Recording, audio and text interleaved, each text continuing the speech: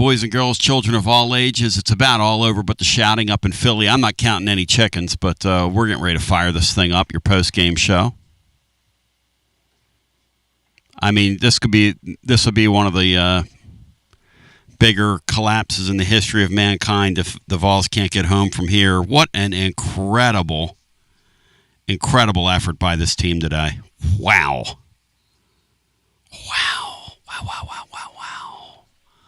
Wow. And they're going to do crazy, stupid things, and they're going to make you mad, but nobody plays harder than these guys.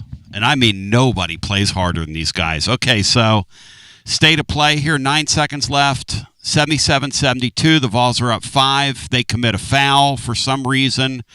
Rick Barnes is looking at Gillespie like, what are you doing? Gillespie goes, I don't know. I'm just kind of playing basketball. It's sort of what I do. And these guys are going to go to the Sweet 16. I mean, and Bishop Boswell is the hero today. He's the hero. It's the most next-level thing I've ever seen.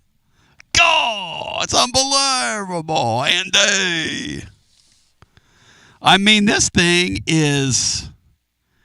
These guys are going to play Iowa State Friday night now in Chicago. 4 straight Sweet 16s for Rick Barnes. Absolutely incredible. And Garza Law 5th quarter fan reactions fixing to begin here momentarily because Virginia can't throw it in the ocean. Please tell me Estrella just let that ball go. Oh, my gosh. Well, that's still a 5-point game. Let's have another review. Here we go. Hey Maury, they got to figure out a way to get the review, all this film watching. They got to figure out a way to get this out of this game, man. Yeah, but Tony, the refereeing, I think the whole tournament, at least the games I've watched, they haven't called a lot of fouls. No. They are big time letting these players play. Yeah. Can we do anything easy? Can we just do anything conventional? No, Brian. No. Never going to do that. No. Like Matt totally says. outplayed them the whole game, but Smoked they could them. never blow them out. Yep. This team won't do that. Yep. And it would be way too easy to come down with that ball there, but no.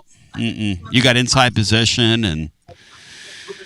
But that officiating is going to help Tennessee. Like, that plays right into this team's hands if the officials are just going to let clutching and grabbing. Oh, yeah. I'll take clutching and grabbing. Especially when you have the rock fight. Especially, guys, when you have the physical superiority.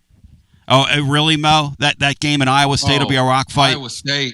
Iowa State, they play hard now. I mean, their ball pressure will turn us over 20 times. Oh. They play hard. They mauled poor Kentucky today. Maul Paxwell will say a schmedium shirt for my man TJ. Pretty next level. I think Tennessee played them his first year there and beat them pretty good, but it was his first year and pre-portal, so he basically had leftover roster. His first year, they were coming off 0-18 in the Big 12. Think of that, and they've been to 3 Sweet 16s in the last 5 years. You don't think that's any good, do you? They were 0-18. Don't foul. What a win, man! What a win! And of course, Iowa State's also coming off winning the TGMD national title today too. Yes, they may be in a letdown spot. Yes, I hope they cut the nets down up there in St. Louis. All right, 2 seconds left. That's it. All right, Laura, hit it. 4 in a row. Ladies and gentlemen, your Tennessee Volunteers have now made 4 consecutive, count them, 4 consecutive Sweet 16s as the Vols eliminate the 3-seed Virginia today. It is Rick Barnes at Tennessee history. He a 6-seed, they a 3-seed. Rick Barnes history. And this is really, at the end of the day, a great culture win for Tennessee. No doubt about it. They are tougher. They are bigger. They are more physical.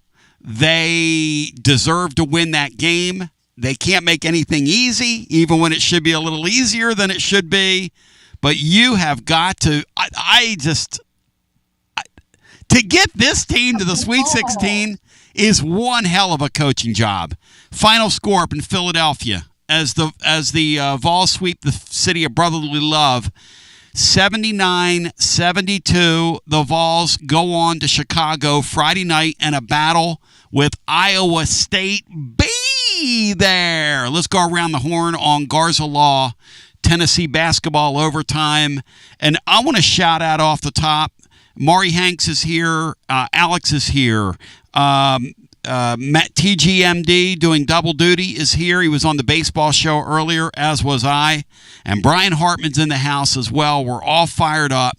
We got full bank of calls. We got time to talk. But I want to say a shout out to Bishop Boswell, who we've been really hard on around here. At least I've been. Without him, they don't get through today. This is what postseason sports are all about. I've got to have people that I haven't counted on all year that have to do things. Got to get me through a round. Got to shoot the ball, get me through a round. And today was 4 for 9 from three-point range, and then had 9 assists in the game. Tennessee today in this game had 26 field goals, 20 assists. 20 assists on 26 field goals. Just a wonderful job by these guys to get this team here. Just a wonderful job by these guys. I mean, just an incredible coaching job. 4 consecutive Sweet 16s now for Rick Barnes. Wow. Wow. Wow. Matt Dixon, since you're double dutying it, your thoughts on what we just witnessed? Yeah, just a great performance. This team's never going to make it easy, but they were the better team from the start. I thought they had a great game plan. Virginia made some pretty good second half adjustments, but Boswell in the first half was huge. Carey gave you some great minutes with Estrella in foul trouble, and Carey was able to score. I think he had 7 at the half. Okpara was the best big on the floor, I thought, the entire game. And then you found a way to make enough shots and get enough stops down the stretch to win. Just the second time Barnes has ever beaten a higher seed. And we had that crazy absurd. We had the crazy absurd. Couldn't get the ball inbounds. The bad spacing on offense. A couple crazy turnovers for the Vols there as they went without scoring for about 4 minutes there, or without getting a field goal, I should say. But they survived. Hey, Maury Hanks, that's a hell of a gutty win with Nate Men out there gutting it out. And he ends up with 16 points on the night. And he got to the foul line 8 times and he made 7 of them. 16 points for that kid. Literally, Maury, you could see it playing on guts tonight.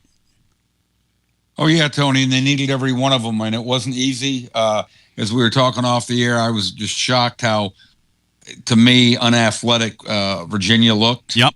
But they couldn't, Tennessee could not put them away. I thought they had the game kind of, easy. And, no, Ament was out there playing, I don't know what a percentage, but not 100%, and gutted it out. But they needed everybody to step up and play. Really a remarkable win by the Vols. One of my favorite Tennessee basketball games that I've witnessed, and here's why. Because there was a spell in the middle of that second half when Virginia kicked it in, and Tennessee responded. They hung right there. It's a high-level college basketball game. 79-72. Brian Hartman, your thoughts on what we witnessed? Well, Virginia got 69 shots up. Yep. 14 more than the Vols did. That doesn't happen much, and does they it, Brian? actually made one more field goal. Yep. But Tennessee made 19 free throws, and Virginia attempted 11. Mm-hmm. And if you'll remember, they went behind 71-70, mm-hmm. and it was free throws. Mm-hmm. From there on, they hit 8 free throws. They got to the line. Ament, that's his strength, is drawing fouls. He gets a good whistle. And he stepped up and he made them. They made enough of them to win by 3 possessions. But I'll be honest, you weren't comfortable because of all the... Oh, no, never. Really, if you don't do the boneheaded stuff... No, it's easy win. They could have won by 10 or 15. But that's just not who they are. I'll take it. I'm not going to complain. Oh, no. He's not going to do that, Brian. Yeah, you watch this team this year, you're going to get the hoo-ha. Comfortably, ever. Yeah, you're going to get the hooha. And you should already be used to it by now. Well, it's still maddening. Oh, there's no question. It's madness. We're in a better position than Kentucky is right now. So no complaints. Oh, yeah. Shout out to the Kentucky fans listening. We're going to do a real post-game show. I know you're not used to that, but we're going to do a real post-game call-in show on here. You guys aren't used to this. And we're going to celebrate the sport of college basketball, meaning we're going to celebrate the fact that we're on to the 16 and your mid-ass is sitting at home. Collect your case of rice-a-roni and your consolation prize for your $20 million roster. That is some expensive gold-plated rice-a-roni. Shout out to Virginia, though, because they pushed us to the wire. And they were very fortunate to be within 5 at halftime in this game. If Ament was right tonight, Virginia would have gotten, wow, that would not have been a pretty sight if Ament was right tonight. Presented by Marcos Garza, your Garza Law Firm. Before we hear from Alex, and we go to the phones. And we'll get as many calls in as humanly possible. We celebrate the fact that Tennessee, for the 4th consecutive year, is on to the Sweet 16. I want to shout out all my friends. We got 400 and some odd people over at YouTube. We've got, and we'll get to some of your super chats later on. And maybe I'll take a look at some of your comments. But a total team victory by Tennessee. And that's what Marcos Garza does every day. Their total team, they get up every day and serve people at the Garza Law Firm. And they're online at garzalaw.com, and they're available for you 24/7 at garzalaw.com. Again, garzalaw.com. And Estrella tonight, he had the law, 4-4 from the field, 10 points, 2 of 2 from the field. And that technical foul that he drew on Lewis is one of the greatest things I've ever seen. Just a total, we're tougher than you are, troll job. Just a total troll job. Alex Myers, you called me at halftime. You were over the moon. You couldn't believe what you were seeing at halftime. Barnesy coached his ass off tonight, Alex. I thought the team played about as well as they could in the first half, outside of the fact that Ament was quiet offensively. You had role players stepping up. Mm-hmm. If you would have told me before the tournament that Boswell would hit 3 threes in the first weekend, I would have taken it, nonetheless, in the first half. But I was a little bit scared, Tony, because they were doing all that, and they were only up by, 2 possessions? Yeah. Barnes, I thought, made a great adjustment. I was scared. I think it was the first media timeout when they came out and were just drilling, not just drilling threes, drilling wide open threes. They were getting a lot of penetration off the dribble. It was forcing some odd rotations. Tennessee was getting all out of sorts, and they made an adjustment immediately, and it was never the same after that. I thought Virginia coached a really good game as well, though. If you look at the second half adjustments, what came out, Tennessee rebounded the ball better in the second half, especially to start with. But Virginia came out with their heads on fire. Just a really high-level basketball game, emblematic of who this team is down the stretch. Like Matt or somebody said earlier, they're never going to make things easy, but they're always going to be tough. And what a game, what a night. And we talked at the very end, for some of the closing comments around the panel after last game was, can you win this game without Ament? And I think the consensus was, no, he doesn't have to be a superstar, but he's got to do something. And even in what was a quiet game, he gets 15, 16 points. But at the end of the day, what we said is, even if he's just a threat, it's going to help. But who else is going to step up? And it was Boswell. It was a myriad of players. A total team victory tonight, Tony. Here's the thing about Ament. 3 or 4 times he went to the floor, clutching and grabbing his ankle, and he kept getting up and kept playing. Ask the Kansas Jayhawks if they take that out of their fabulous freshmen. Ask any of us from some of the 5-star guys we've seen here in years past if you would take that. I mean, this is a remarkable effort from him and this basketball team tonight. And I respect it. To the phones we go. Because this Tennessee team... Gillespie, too. We overlook Gillespie every game. Oh, he was so... Oh, man. He's now been the point guard of back-to-back Sweet 16 teams at different spots. Amen. Made those 2 clutch free throws late. Yep. Obviously carried Tennessee against Miami, but we just totally undersell Gillespie at every stop with with how much Barnes puts on his point guards. And he's a great example of this team being maddening in crucial times. But, man, that guy's clutch as hell and just a dog out there. Maury, it's well put, isn't it? 2 consecutive Sweet 16s with 2 different teams. That's hard to do, man.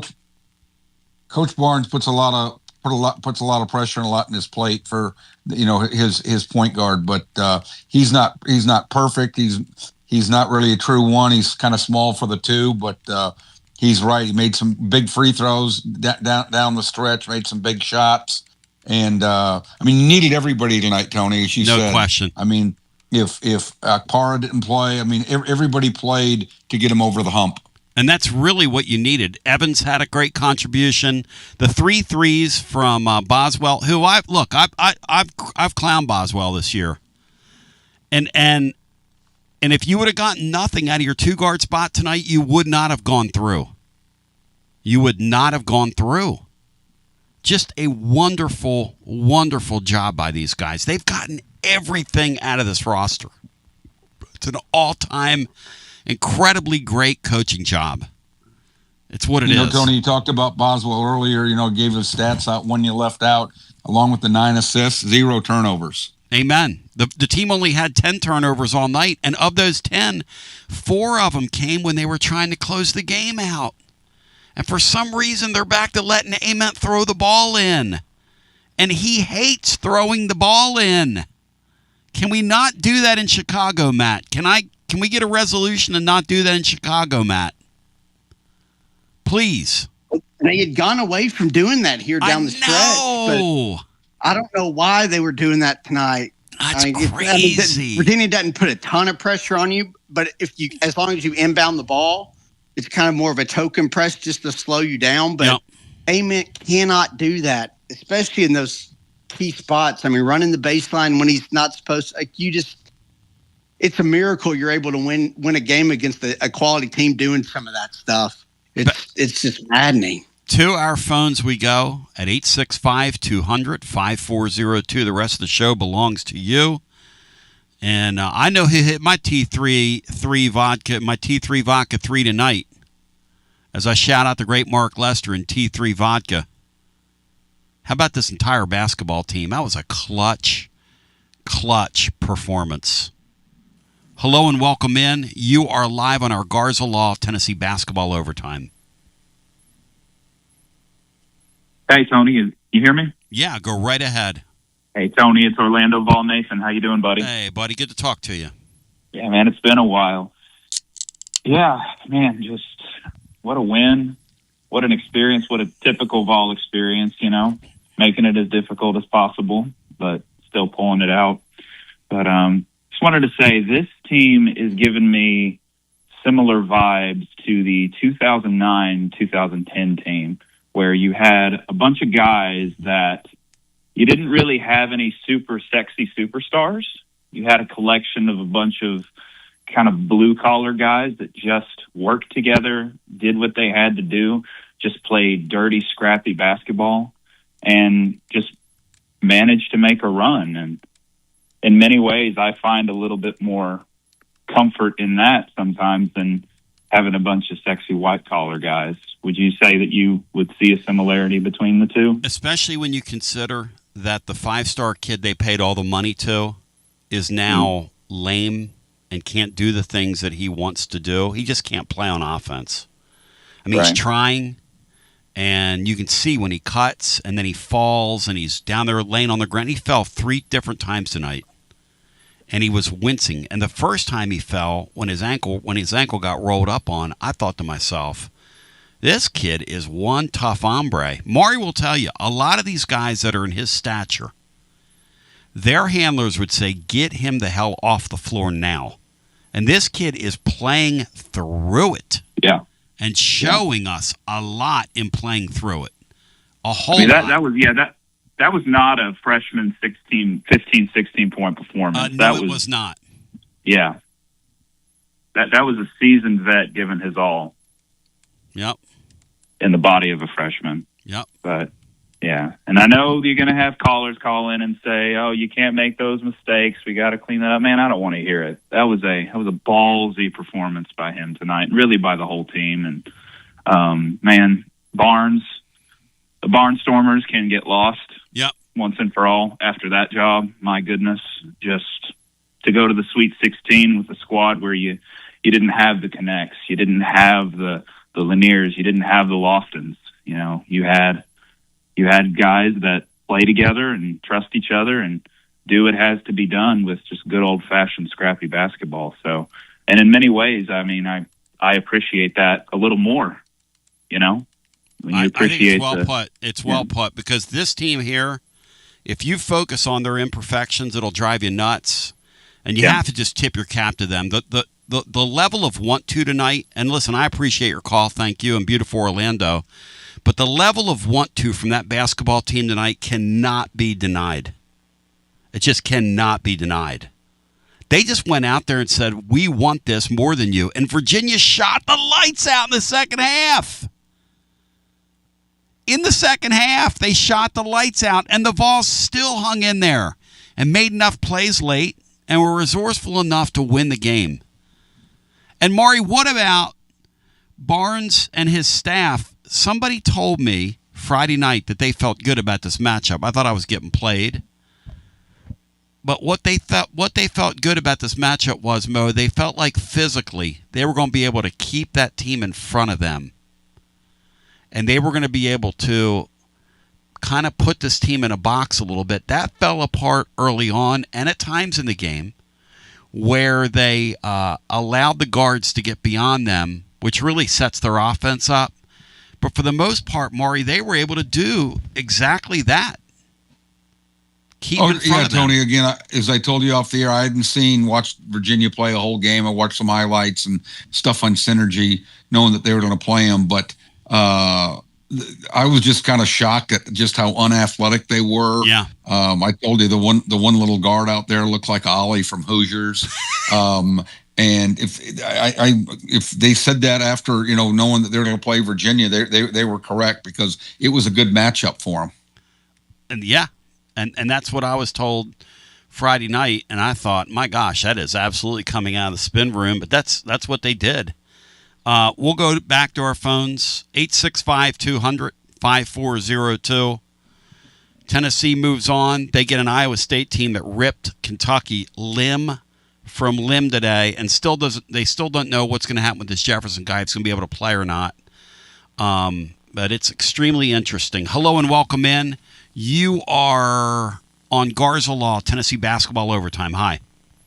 How sweet it is to be a Tennessee Vol. Go Vols, baby. Hey, Polly, where you at? Negative, where you at? Kentucky fans, where are you at? Hey, at least Kentucky can say they beat us twice this year, Tony.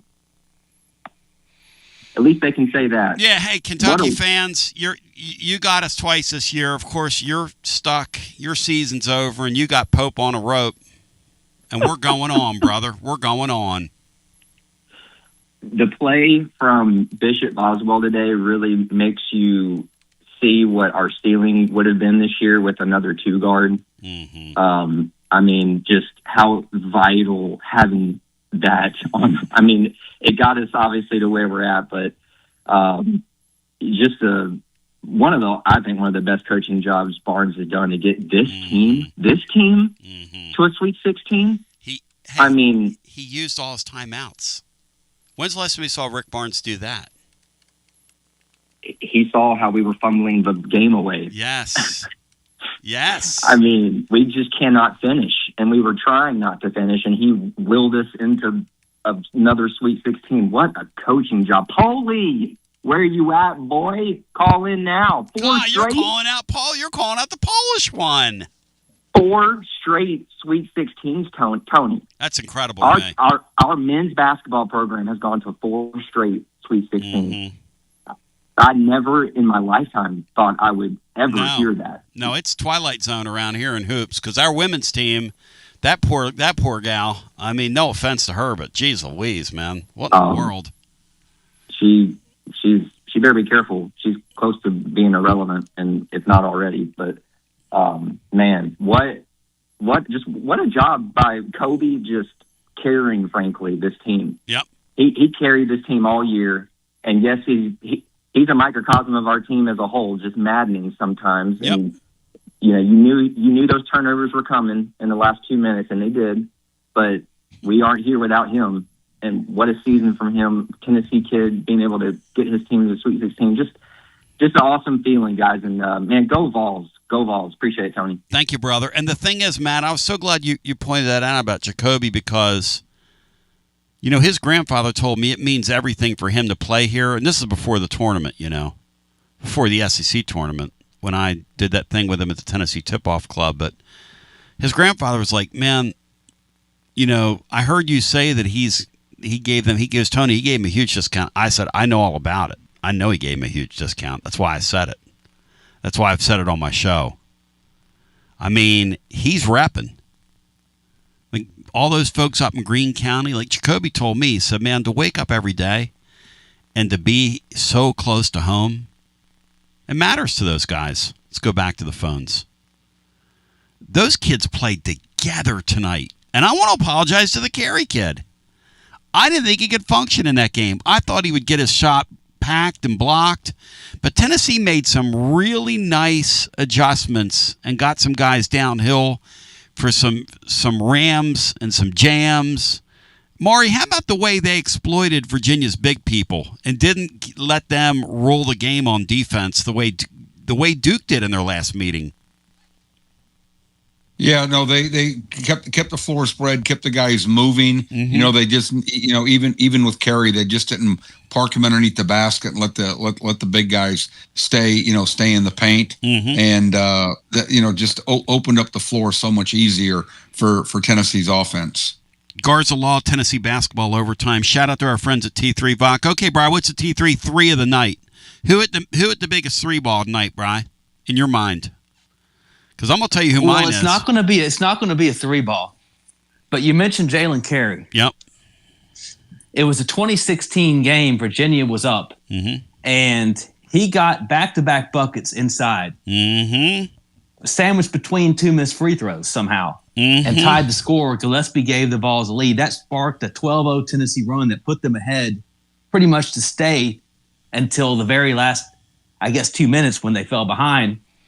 And then they were able to regain control. So I'm going to say Jalen Carey. And who thought he couldn't function against length? And who thought he would be great against Miami where he scored no points? And he would do nothing against Virginia where he scored 12 and only missed 1 shot. Welcome to the NCAA tournament. And welcome to T3 Vodka, ladies and gentlemen. As John Rothstein would say, it's not anarchy, it's college basketball. Taking the volunteer state, and it has taken it by storm. Handcrafted right here in the majesty of the Great Smoky Mountains. Filtered 10 times, it's 80 proof, and boy, is it smooth. And I do mean smooth. So whether you're sipping it neat, on the rocks, mixing up your favorite cocktail, T3 Vodka, your choice. It's Maury's choice, a premium award-winning vodka experience. That's T3 Vodka. Say it, know it, and write it down. As we've got a line out now for Friday night. And I'll share it with you momentarily. But obviously, and I want to say about T3 Vodka, distributed by Empire Distributors of Tennessee. Let's go back to our phones.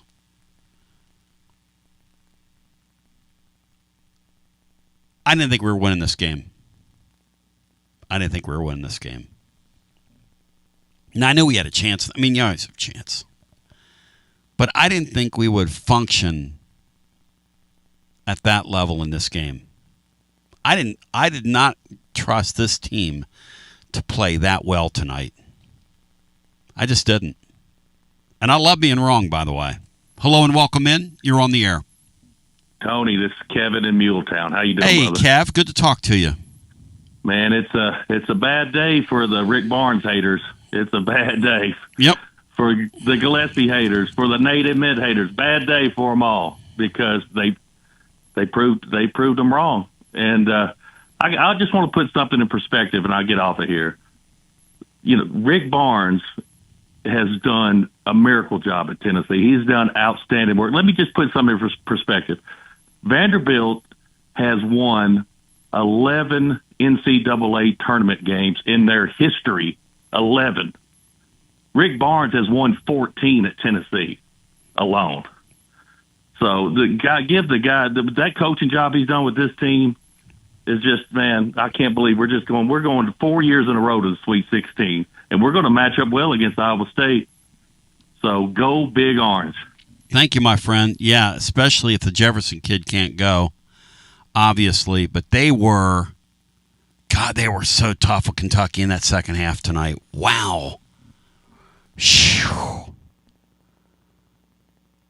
And they're Matt Dixon's national champion, by the way, Iowa State. So, Matt, have we ever played your national champion in the NCAA tournament, or is this a first? Well, it was actually Tennessee last year. Tennessee was that national champion. So, but have we ever played them on that success this year? Well, how about that? But have the Vols ever played one of your national champions? No, I don't think they've ever played a team that knocked Kentucky out. No, because their whole reason for that stat is up until a few years ago, every team that upset Kentucky in the tournament had immediately lost their next game, like the first 18 or 19 times that happened.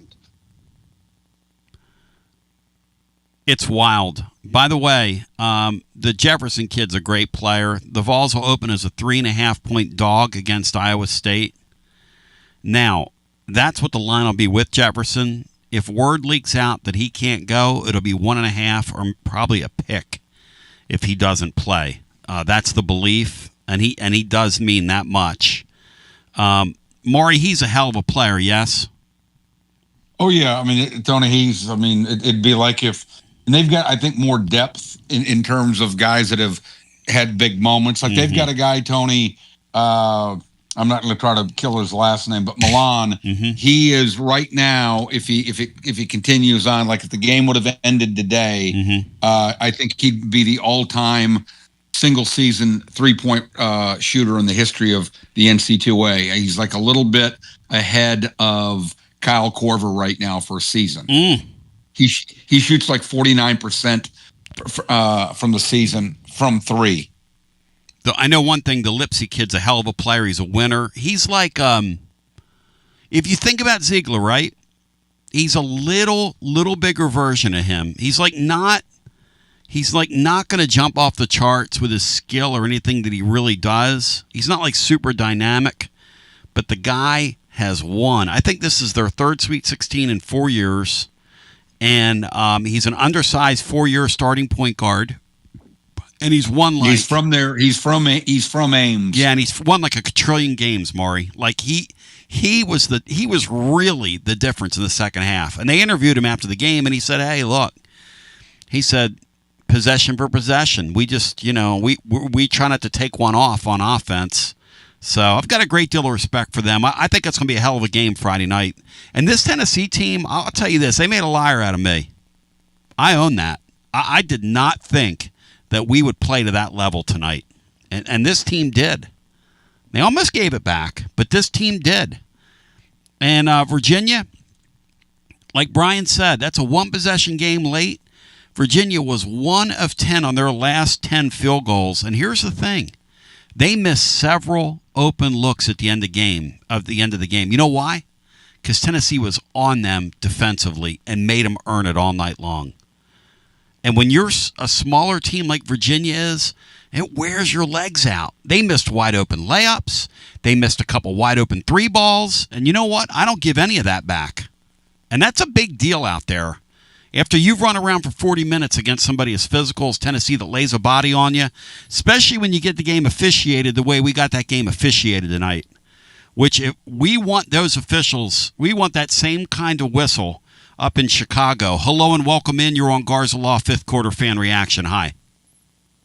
Put the statue up, Tony. Put it up. Hey, man, it's Nathan in Andersonville. It's been a while. Hey, Nathan, good to talk to you, man.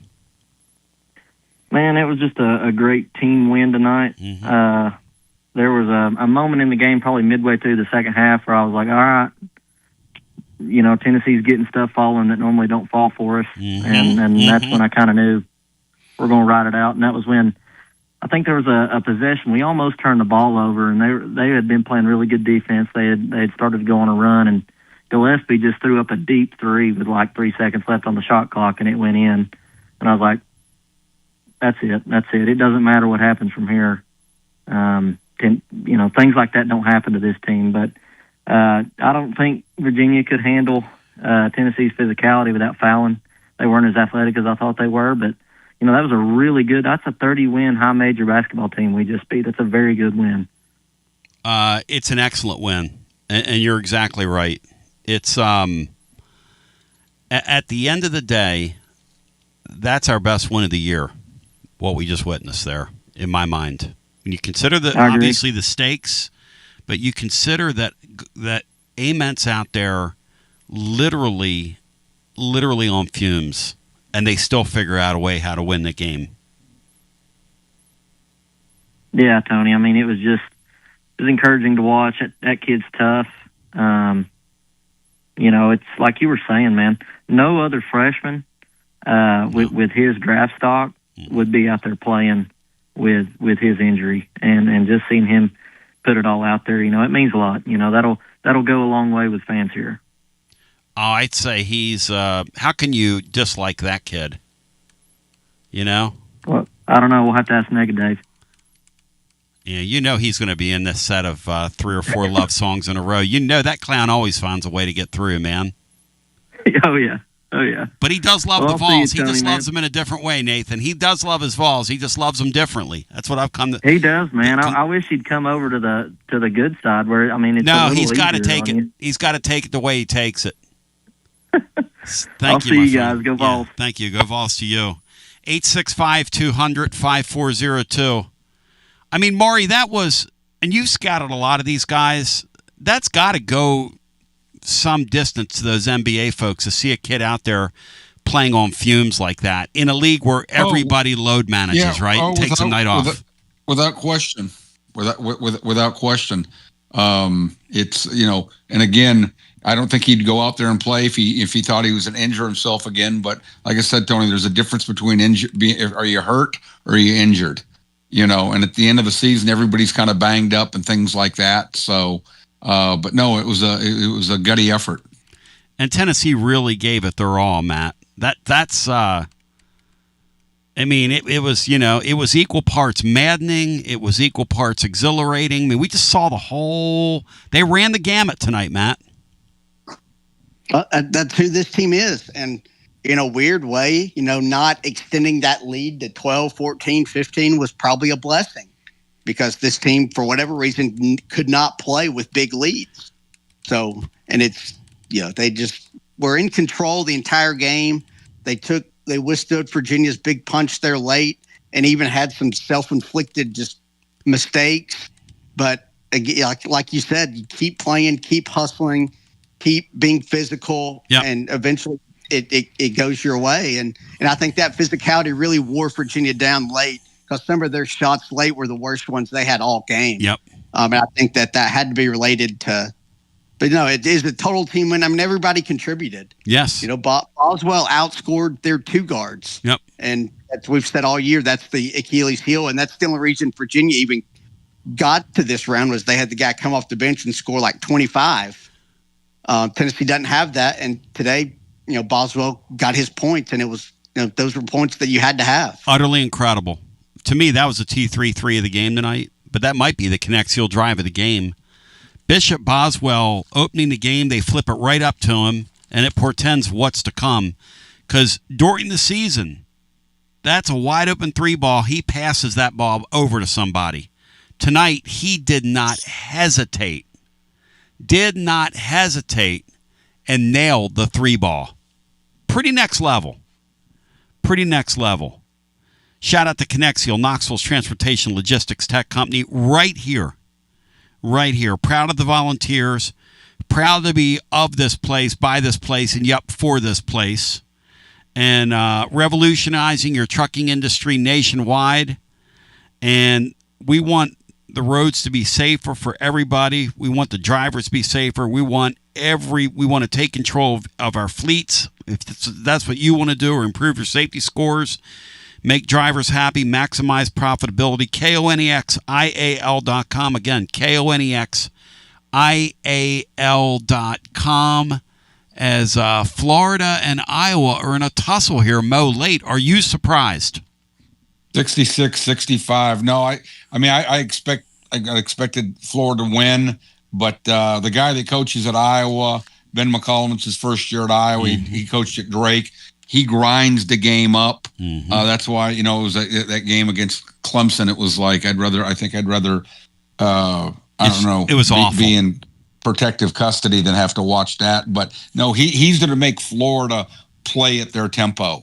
He's not gonna. He's got a bunch of kids from Drake in the transfer portal, and so they're old. He's not going to let Florida get up and run up and down. Now again, there's just under 4 minutes left, and Iowa's up 1, but they've got a bunch of senior guys on Iowa. It would be unbelievably sweet if Florida went home with a consolation prize and joined Kentucky with a case of rice-a-roni. And Vandy. And Vanderbilt. Oh, wait, hang on, Matt. The ball's in the air. It's in the air. It's in the air. It's in. No, it's not. Let's go back to our phones as it just rattles off. Speaking of which, how about Vanderbilt's baseball team? They have a nice club. Hey, Vandy fan, good news and bad news. It's now baseball season. Hello, and that's the good news. The bad news is the Vols will be in your town on next weekend, and that's not good news. Hello and welcome in. You're on Garza Law, Tennessee Basketball Overtime. Hi. Hey, guys, Dave. Yep. I give this head coach a lot of crap. I give some of these players a lot of crap. I do. I'm hard on them. Just them. I'm glad. I'm proud of them. I'm proud with the effort. Proud of our head coach. I am. And I told you that somebody other than Ament and Gillespie would have to step up. And we actually got two somebodies tonight. We got Bishop Boswell hitting 4 threes, and we got 10 points out of Carey. 2 huge performances. But I'm glad we won the game. I'm ecstatic. Anything can happen. Move on and see what happens. I hope everybody has a wonderful night. Hey, Dave, and this Jefferson guy being down, that's a break. That's a real opportunity for Tennessee. That's a real opportunity here. The only concern I have is our propensity to turn the ball over and make forced turnovers. Oh, yeah, they're very, very – Maury was talking about that earlier. They're going to get in your grill now, and they're very physical too with that stuff. But that's why they play the game. You never know what can happen. I'm proud of our head coach tonight for pulling this game out, and I'm proud of those guys. So y'all have a great night. Thank you, Dave. 865-200-5402. Iowa leads with the basketball, 3:38 in the basketball game. We'll keep you posted as we go. Those of you that are in Philly and maybe aren't near a TV, we will be mindful of that with you. And then we've got UCLA UConn already underway. What a dumb foul by Boogie Flan. Let's go back to our phones. Bogey Flan's never gonna. He boxed the guy out into the camera. Yes. For no reason. He's grabbing his shorts. The whole thing. Yeah. See that? Yeah. Oh yeah. Hey Tony, you know something that's really not been talked about tonight. Hit it. That we were concerned all year, and I say we, myself included, very much so, all year about this team is closing games out with the free throw line. You know, Ament, I think Estrella played a really great game. He hit one of the biggest shots of the game late, that fall away kind of mid-range 10-footer or so over 2 guys that I think gave Tennessee the lead after they tied it. But Ament is, finding ways to impact the game. Ament and Gillespie, were a combined 13 of 14 from the free throw line. And all year, this team, that's been a focal point of conversation about this team's inability to hit free throws. They had the right guys with the ball in their hands late. and they came through. 13 out of 14 is incredible, especially when you talk about how many minutes those guys played tonight and just how worn out they were towards the end of the game. Really well put. And you want a crazy stat? Iowa State, the worst free throw shooting team in the tournament. Even worse than Tennessee. Wow. What's their percentage, Matt? I think it's 67%. It was like 335 in the country out of 365. Let's go back to our phones. You hear me typing. I'm working on the blog for tomorrow. The fun never ends around here. Hello and welcome in. You're on the air. Tony. Yo. What's up, brother? Hey, man. So, I was glad to hear Dave's call. Eating crow, just kind of nonchalantly, just thanks, guys. Have a good night. You know, you had to publicly apologize for after one show when y'all just berated the team after they won. So, and then tonight, you know, you see the Barnes' teams, the teams he's constructed and the guys he finds, and y'all are on here saying, oh, this guy can't play. Wait a second. Sammy, the Vols won tonight, and this is going to be a referendum on me, the callers, the host, and either enjoy the win, Sammy, or get going. I'm not going to sit here and listen to this. It's not a referendum on us. This is not time for you to extract the pound of flesh from people. Say something constructive or get gone.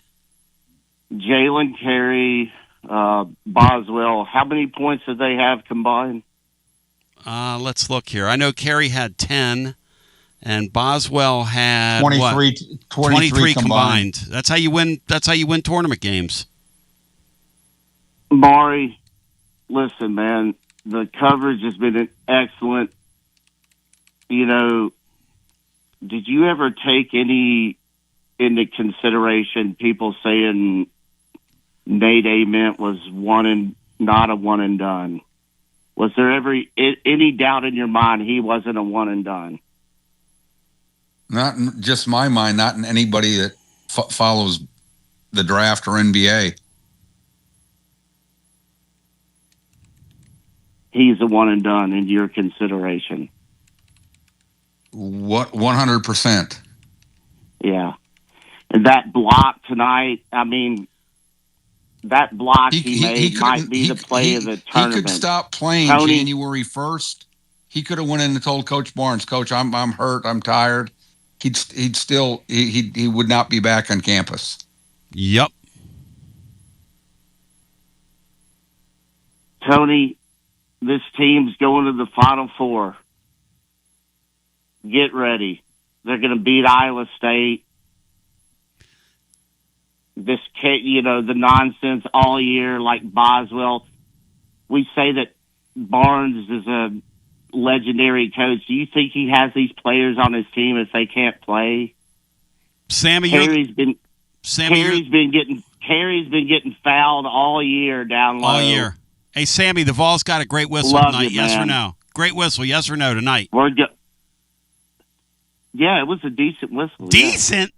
Sammy, have a good one. It was an incredible whistle, and it's 69-68. Florida with the basketball and a 1-point lead. And, Sammy, thank you for the call. Not sure where it was going, but it ends with a go Vols to you, Sammy, and I love you. I love your spirit, even when you're a little on the bake side, as we say in the trade. As Florida adds a layup, 71-68 now. And, boy, that Florida team has a lot of talent, as we know. Let's go back to the phones and get our next call in on Garza Law, Tennessee basketball overtime. Hi, you're on the air. Is it me, Tony? Yeah, go right ahead. It is you. Yep. Hey, how you guys doing? Good. It's a great night to be alive. That's good. Hey, this is Steve from Hickson. Hey, Steve. Good to hear from you. Hey, good. Glad you guys are on. I look forward to every. I'm going to miss you guys when after winning the national championship, I'm gonna miss you guys on the radio. There Let's you put it that go. way. There you go. Hey, we'll all be at the parade, man. Save me a spot Tony, in line, brother. I'm gonna tell you, I'm gonna drive from Hickson and I'm gonna buy you the biggest steak in Knoxville if they win the national championship. That's on me, brother. There you go, That's my a man. guarantee. There you Guaranteed. go. There you go. Okay, so I want to say something. No negativity in this call, brother. I'm telling you, I've still got a headache from the game. I think my blood pressure is probably off the charts. But anyway, but what I found impressive tonight is they had a couple bad turnovers there near the end. I think Ament ran the baseline he shouldn't have ran, and then I think Gillespie gave up a couple of bad turnovers. But that happened earlier in the year. I think it's Kentucky primarily, and they overcame it tonight. To me, that was so huge in a game like this. If this is an obvious statement, but you're one and done. You go home. That's it. No more basketball until the fall. So how they handled the pressure tonight, they handled a lot better than I handled it sitting here watching them. I'm telling you, those guys came up big. And Kerry, I fussed and cussed him all year for not making point blank layups, but I think he had 9 points, didn't he? It was incredible. Right? No, he had 10, and he was 10. And a couple times he finished in spots that he all year long he doesn't finish in those spots. No, he didn't. But he finished in those spots. He did. I thought Akpara had an okay game. Estrella had some really big shots, like you mentioned a minute ago. That shot at the end right there, and then poor little Ethan Berg. Did he make a 3-pointer? No, he got one up though. He got one up. No, he got one up. Yeah, he got one up. Yeah, when Berg comes in, I'm like, oh my gosh! But it works out. I just wish Barnes wouldn't pull his guys with two. It worked out. He pulled Estrella and Ament there with two fouls. No. Yeah, that's right. But it worked out.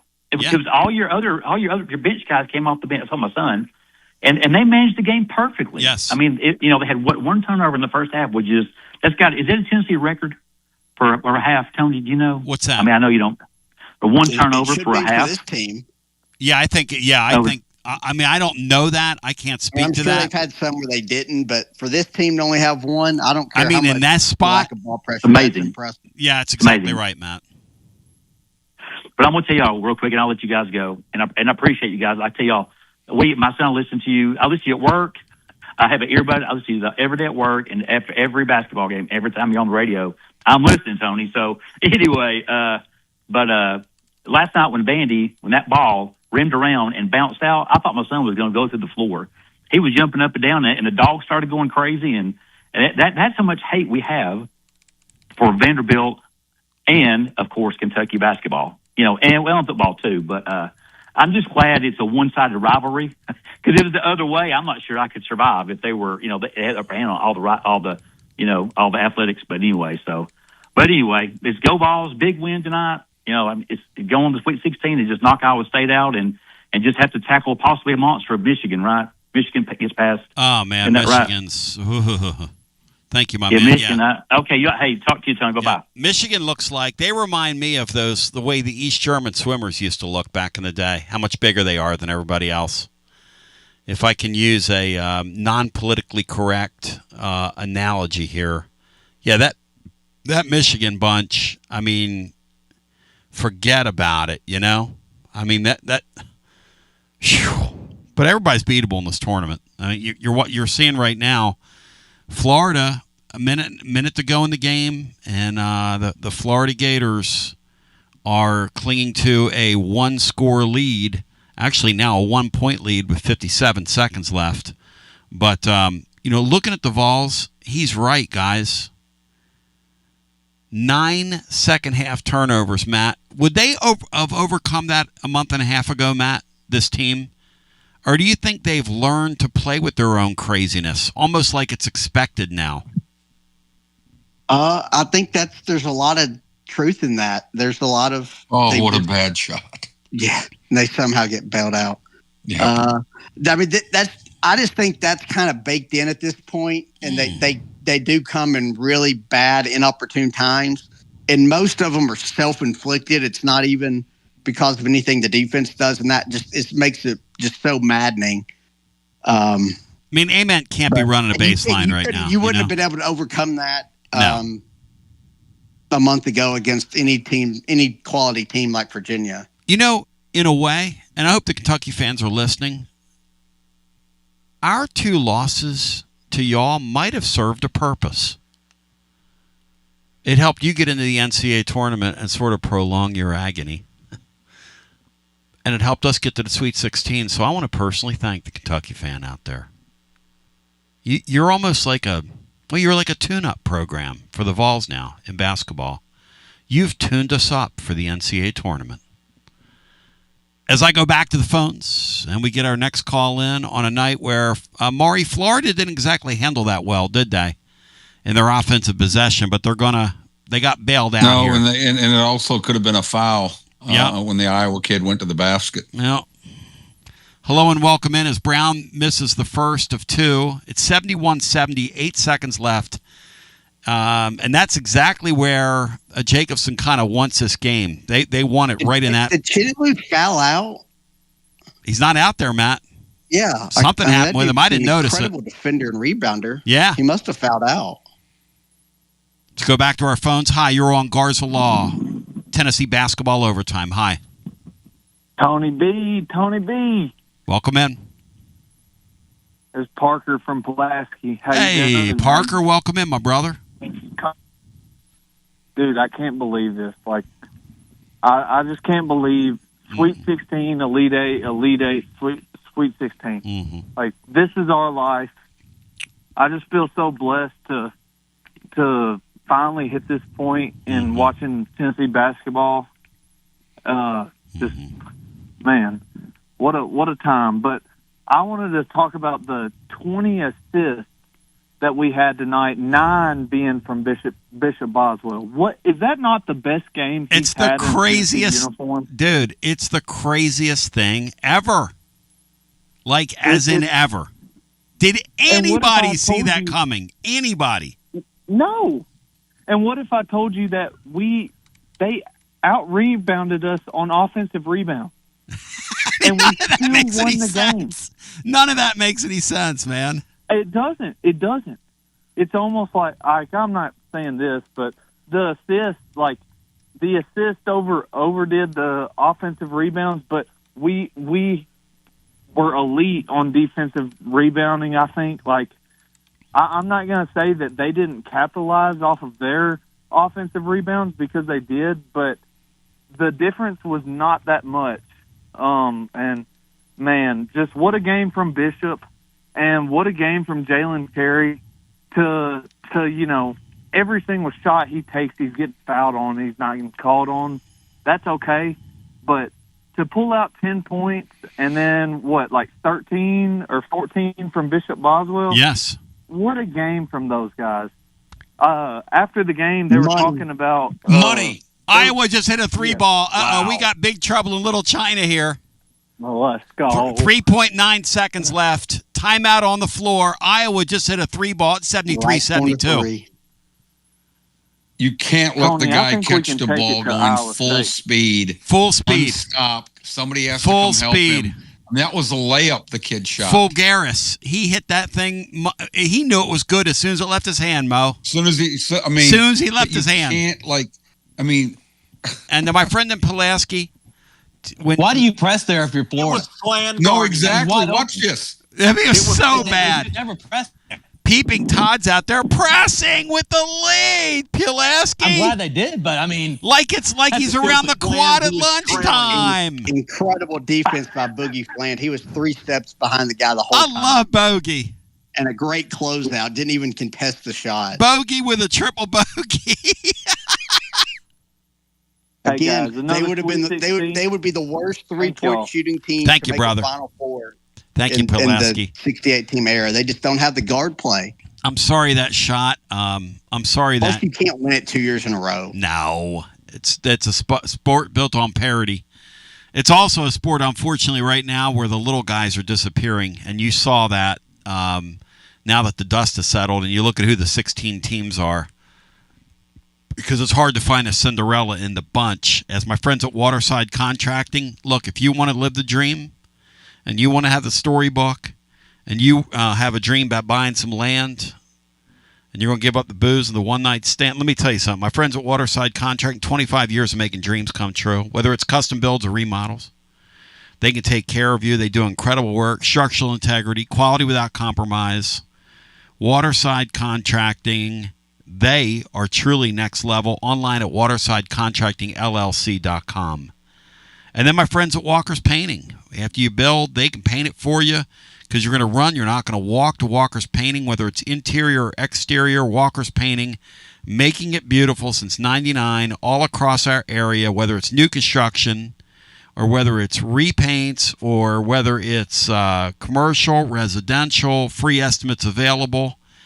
And you mentioned you heard about Walker's Painting on your Chill Show or right here on Garza Law, Tennessee Basketball Overtime, 10% off your first job. 865-688-1410. Again, 865-688-1410 is their number. Our number is 865-200-5402. Again, 865-200-5402 if you want to get in the hunt and in the mix with us. And I want to shout out my friends at Calhoun's. They are the taste of Tennessee. Oh, my gosh. Can you imagine? Oh, what my celebratory ribs are going to taste like tomorrow? God, it's unbelievable, Andy.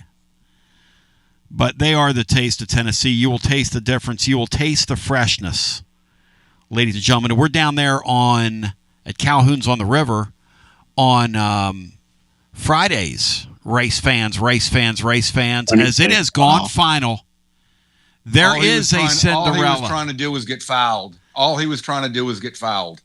And Maury, describe the final play for us. Maury and Matt, go ahead. He just went to the basket, and they didn't come off the one shooter. And so when he got so deep, he literally just jumped up trying to get fouled, and he didn't have enough time to make a. Once he turned the corner, he had to shoot the ball.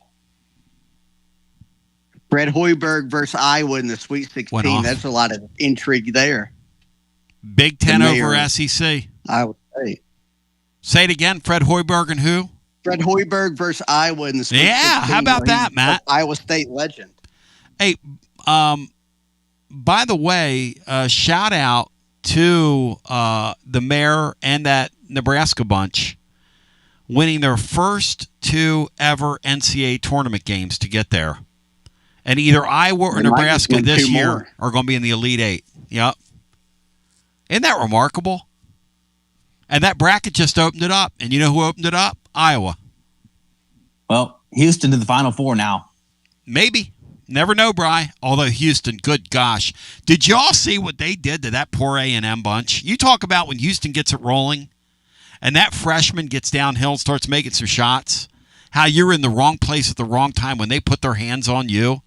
God, it's unbelievable. Let's go back to the phones.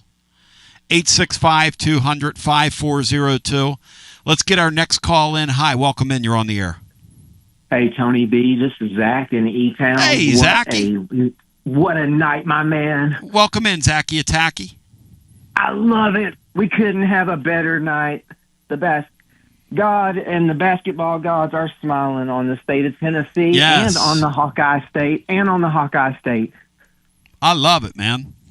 Man, they love their hoops there. We love our hoops here. Those Kentucky people can eat their hearts out. They're jealous of us anyway because they want to be just like us, but they can't. They want to be us, but they just can't see us because we're in the Sweet 16. Amen to that, brother. Amen to that, my brother. Tony and Maury and Matt and Brian and Alex, I've called you guys before and after every game. You sure did, man. I'm sorry to do that to you. My family thinks I'm a nut, which is true. And tonight, in addition to the beautiful news that we just got about Florida and Creeping Todd, was a total team effort that I haven't seen. I don't know if I would compare it maybe to the Creighton game or even a regular season beatdown we put on Kentucky back when Triple J was still playing, when we went up to Rupp and scored like 130,000 points up there. But what a night. I mean, what an effort. And it was from beginning to end. It was old school Rick Barnes defense. In his post-game comments, he said, I know people like to shoot the three, but if it was up to me, we'd play 3 yards in a cloud of dust. And that's what it was tonight. I mean, we did have some clutch threes, and Bishop Boswell, my man, the next T3 is on me. I think JP Estrella made some money tonight for himself, and I hope he stays around because that little scenario, Tony and Maury, I mean, when the game started to swing, you know, when we went from, you know, getting a technical, JP induced the technical, and then it was tied. Did you think that was going, did you think we were, what were your thoughts? I haven't. Which you talking about when we started to turn the ball over? Or? Yeah, and the game got tied. I didn't think we were going to handle it well. No, I didn't. I was not, at that point, when that happened, I was not expecting us to finish the game well. But, hey, look, give him a lot of credit. He gets to the foul line. He makes them. And Virginia, give Tennessee a lot of credit because Rick Barnes is right. That 3-yard dust stuff, they got their hands all over Virginia tonight, and Virginia had no legs at the end of the game. You could see it. Couldn't even make layups. We were watching it together in here. The last 90 seconds of the game, we all watched together, and we're all going, how in the hell do you not make that layup? Well, you're exhausted at this point. You know, you're tired, and that's what happened to them. Well, that was the result of our total team effort. It was just amazing. As you say, it was amazing, Andy. I still don't know what that means, but but who cares? I like when you say it. Right. And I just want to say good night and go Vols. And I'll call you tomorrow, Tony. I want to say one other thing. After work, I played what you gave my mom, that beautiful birthday thing. Yeah. Shout out. She loved that. That meant the world to her. Like I said, she thinks I'm crazy, but we're Vols fans. She's a crazy Vol fan. She used to go to movies back in the late '90s when the Vols football games would be going on because she'd get so nervous. So, anyways, great night. Love you guys. Go Vols. Thank you, my friend. Good talking to you. Matt, you compare that win with what? You're my historian. You and Brian Hartman. What do you got for me, Matt? I don't know. Because I can't pull anything. It's really kind of similar to the other Virginia game in Pearl's second year, where it was a 4-5 game, pretty evenly matched, and you found a way to win. One of those kind of games. That Butler game. I guess in 2008, when there was the first time two 30-win teams ever met the first weekend, and Tennessee won in overtime over Brad Stevens. That's a hell of a win. Yeah, I mean, they said it today. It's the first time a team's ever played two 30-win teams in the first weekend, and of course that would be Tennessee. And they found a way to win, and somehow Iowa State's only got 29 wins, but. Probably one of those ties. Like the Kentucky win last year is a whole lot more special than this one. And then all the other second-round wins under Barnes, you've been a significant favorite in those games because this was you're a 6th seed this year for. But they were a favorite, right? Though Matt, Tennessee was. Guys, they were a favorite tonight. Yes. Yeah, they were a slight favorite tonight. Yeah, the action went their way after it went to Virginia. After the books came out on Friday with Virginia a slight favorite. This is not a prediction, but you beat two 30-win teams in the tournament back to back, and then Florida loses to Iowa. To Iowa, anything is possible. Brian, anything is possible. Brian, I saw Bishop Boswell hit 4 threes tonight, and I know anything's possible in this thing. By the way, shout out birthday wishes. Today is the birthday of Carlton House. He's in Chattanooga listening to us right now. His lovely daughter, Morgan, has reached out to me. You got a daughter that really loves you, Carlton, and you're a blessed man, my friend. And I wanted to say thank you for listening to us, and I want to give you a birthday shout-out and honor you on your birthday. And, Carlton, I hope you're getting some cake tonight, and how sweet it must taste, because that's 4 straight Sweet 16s on your birthday, Carlton House. And Carlton House, you got one of the coolest names I've ever heard in my life. And that's not even a cameo, brother. I bust that out there for you for nothing. Because I love you, Carlton House. Thank you for listening to the show. And go Vols to you and happy birthday. Let's go back to our phones and get our next call in. I want to remind you, my friends at Alumni Hall, They got some incredible Tennessee stuff in there. They're going to have some Sweet 16 stuff. You better damn believe it. This is where the tournament gets real from here. You're 2 more wins now. You're 80 minutes of basketball away from uncharted territory. 80 minutes away. It's so close now you can taste it. We've been wanting to do it all year, talk about it all year. I didn't think this team would get to this round. I thought they'd get a win and figure out a way to go home tonight. I didn't think they would do it. But as one of the callers just said, I mean, you're here. You're here. Iowa's here. Nebraska's here. You're here. Let's go. Hey, Maury, how about your guy at UCLA? They're off to a good start right now. Yeah, Tony, I'm afraid that they can't. Their best player didn't play the other night. I thought it was a great win to hang on to beat Central Florida without him, but their best player is not playing again tonight. Back to the phones we go. Guess you never know, though, Mo, do you? And one thing we know, Nope. They're going to force those guys. They're going to force those guys to play their way. That's one thing that Cronin does. But I want to say, my friends at Alumni Hall, they've got the largest selection of Tennessee gear, the best customer service around. Every $10 that you spend, every $150 you spend, rather, you get $10 in Hall cash rewards that you can use whenever you want to use them. Let them accrue. You can use them whenever you want to use them because you're not going to lose them. And you download the app and you're not going to lose them. And the Vols aren't going to lose them. So we'll go back to the phones. But I want to say that Alumni Hall is the ultimate volunteer shopping experience. As we get our next call in, hello and welcome in. You are on our Garza Law, Tennessee basketball overtime, a Sweet 16 celebration. Hey, Tony B, it's West Hill Billy. How you doing? Hey, Wes, welcome in. Hey, so we got Vandy out, Florida out, Kentucky out. If we wake up to a Bama loss, this has been the perfect day. Amen to that, my brother. Amen to that. The Vols are still moving forward. You guys mentioned the UCLA UConn game. How would you like to be a ref in that game? You got Mick Cronin and Hurley screaming at you for 40 minutes. Hey, Mar, you don't think those two guys scream at the refs, do you? Just a little bit, Tony. You better have some thick skin. And there's no telling what that crazy Hurley guy's called. I bet you get, he's doing it right now. I bet you get every name in the book. I bet they call those refs every name in the book too, man. That's funny. So you'd call it being in the squared circle, Tony. I mean, you're in the kitchen. It's 40 minutes of hell like Arkansas in the 90s. Oh man, that's funny. Hey, so I got a little weird thing here, but it drove me crazy in the game.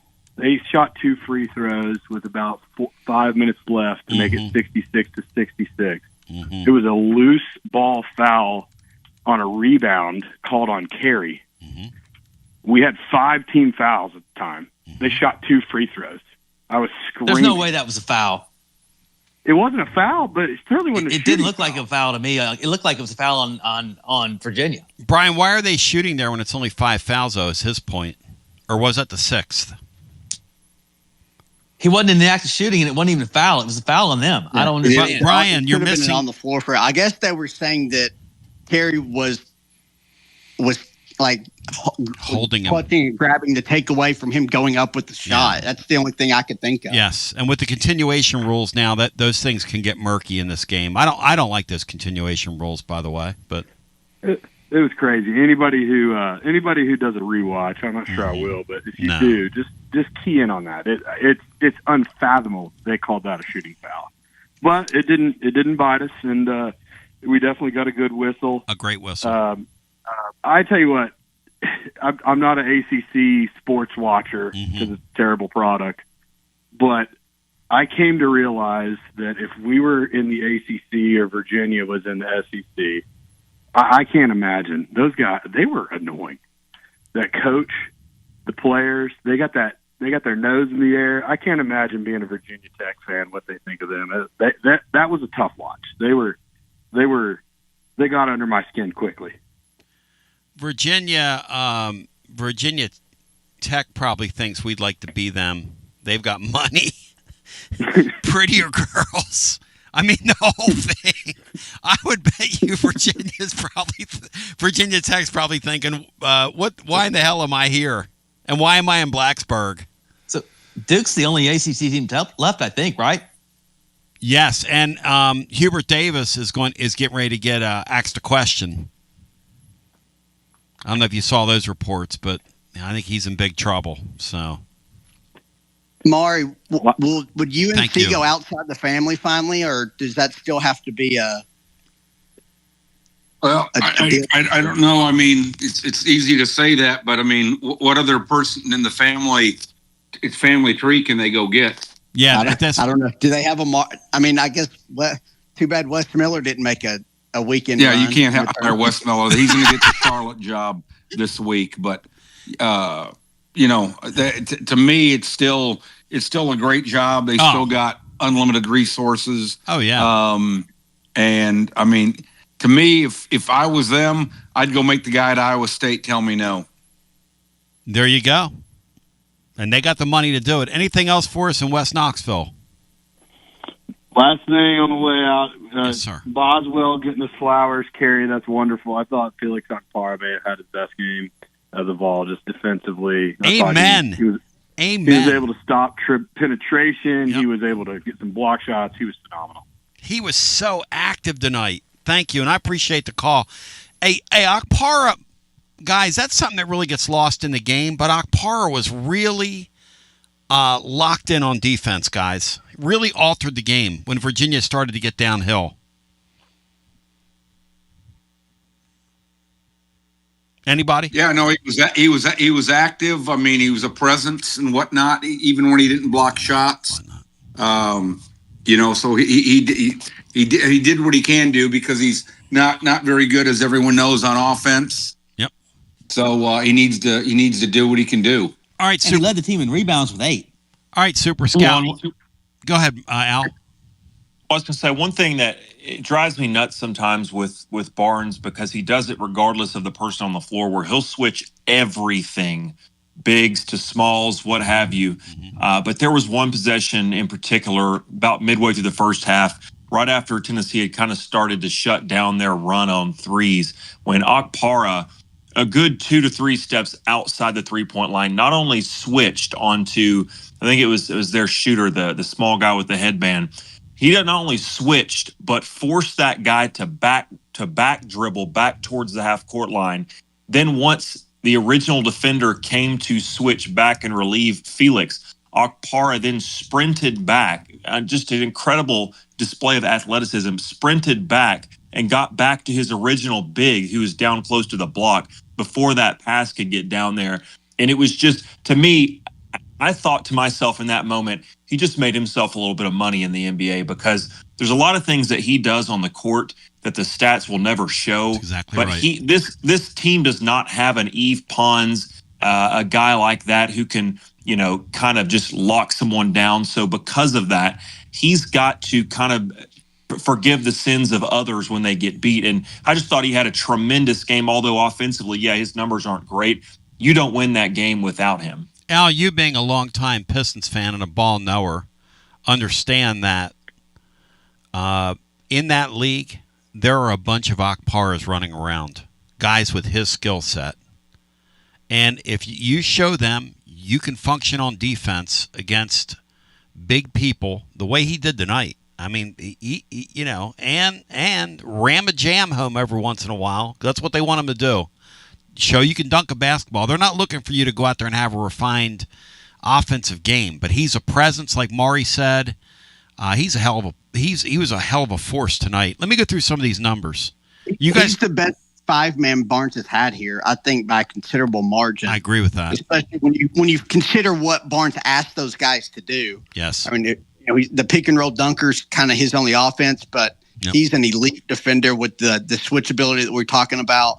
Like, that's so key with how Barnes wants to run that defense. Which is maddening, by the way. But Al's right. I mean, he chases that guy down and runs him down off the way out there. He's way out there on him, and then and by the time the thing's over, he's in no man's land. I mean, Akbar is just a great athlete. All right, Tennessee shoots 47% tonight from the field. That's how they get through. Virginia, 39% on the night. The Vols, 26 of 55. Virginia, 27 of 69. 3-point range, great number for Tennessee. 8 of 19, 42%. That's got to be one of their better percentages on the year. I mean, just eyeballing that. Doing this show night in and night out. Virginia tonight, from 3-point range, 12 of 35. And there for a while, they got it cooking there in the second half. And that was a little troubling. But here's the deal. Here's what's interesting about Virginia. Because I talked to Maury early in the game, and I said, what do you think? He said, they're not doing anything on offense, speaking of Virginia.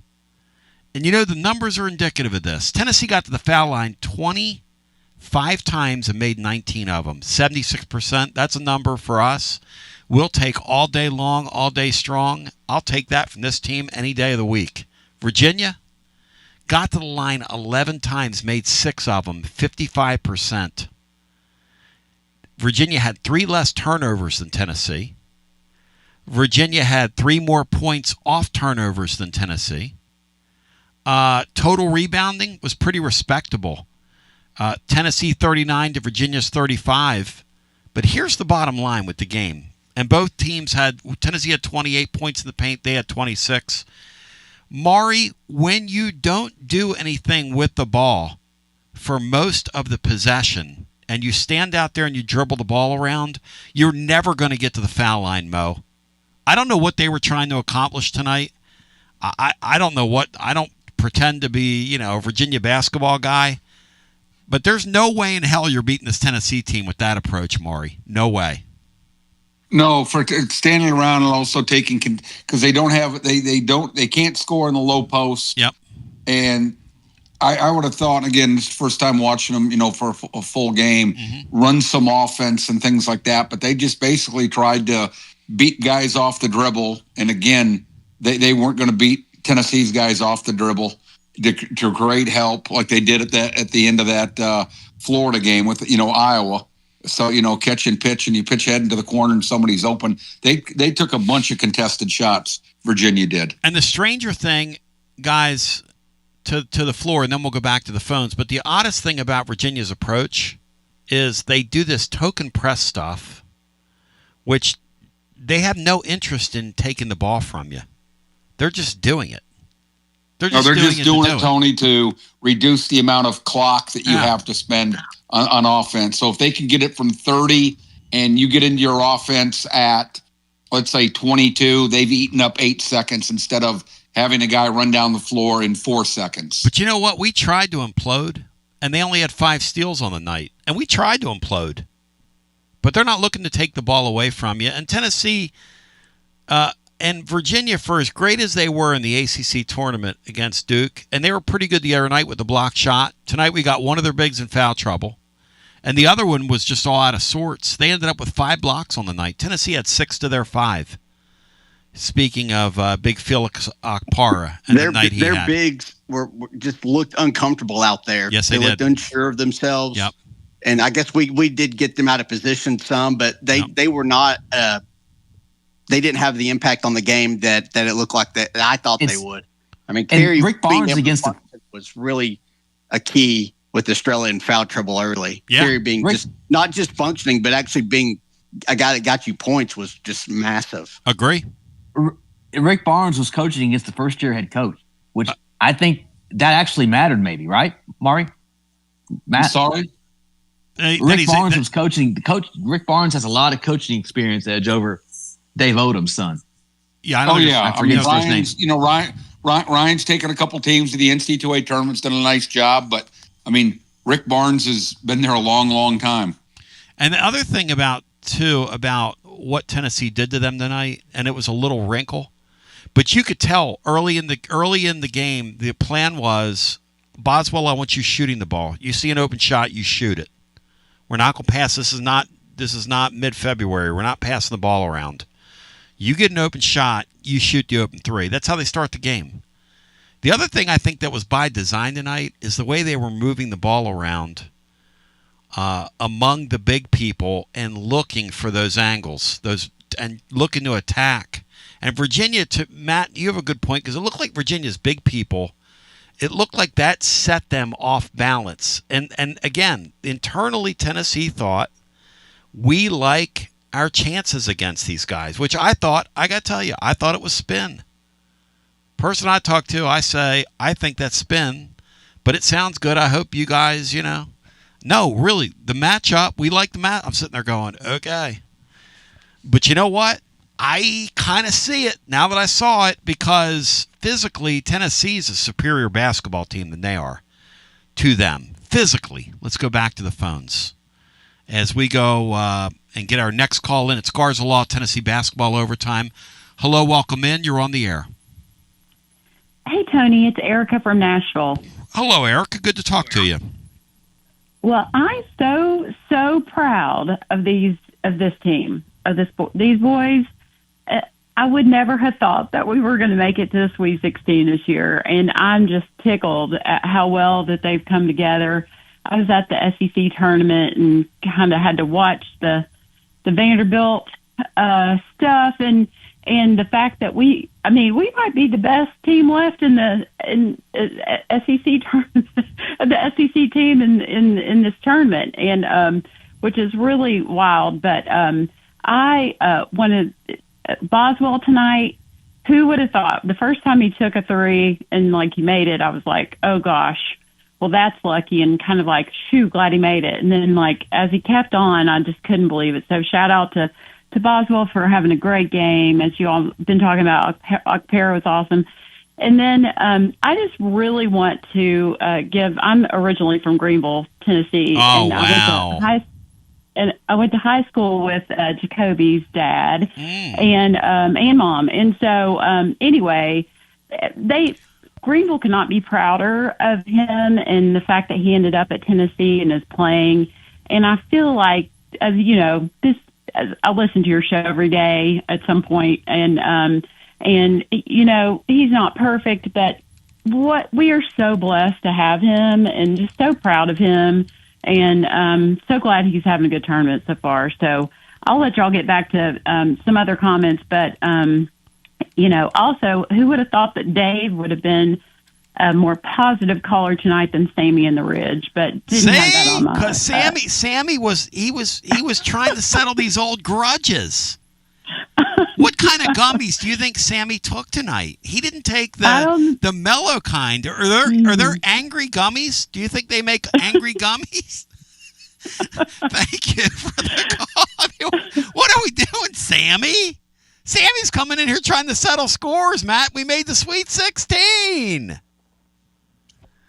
Hey, Matt, I got a stat for you. I'm calling it the Matt stat tomorrow in the blog. Do you guys believe this? Maury, tell me in what world we're living, okay?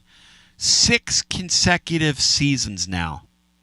6 consecutive seasons. The Tennessee Volunteer basketball team has gone further than the Kentucky Wildcat basketball program in the NCAA tournament. Yeah, Tony, it's hard to believe. Tennessee's got a great program, overall great fan support, the whole bit. But you'd think that one of those 6 years, the ball doesn't bounce away. You know what I mean? You miss shot and a tip or something like that. But that is a great streak. Yeah, and I want to shout out Ben Zorio for calling that to my attention. Matt, does that ring true to you? You think that's accurate? Yeah, it's accurate. Kentucky's just, the last title contender team they had was like that 2019 team. Post-COVID, they've just been just another program. So they can champion regular season wins now. That's all they've been able to do the last 5 or so years. Wow. It has to sting them that Calipari got a really good team. I think that's an awful matchup against potentially Arizona, but yes. They make the St. John's with Pitino's. Oh, man. Playing Duke. I mean, that Kentucky fans will love to watch that game. And Matt Jones says that he was very close to talking trash to a referee from press row, but he decided he'd better just leave the building instead. What a brain donor Matt Jones is. I mean, good God, they got every favorable call down the stretch. That's exactly right, Matt. Santa Clara. And I'll tell you something else, too, guys, that makes me believe this thing's fixed, is that whistle Duke got yesterday. Now, I've not hated on Duke, because the Shire guy doesn't bother me the way, Coach K walked on water. And that yesterday, I mean, that was some AEW wrestling, y'all. Let's go back to our Maury, phones. what do you think of Duke struggling this first weekend? That's and Siena outplayed them and had them on their feet. Like, what do you take away from that from Duke?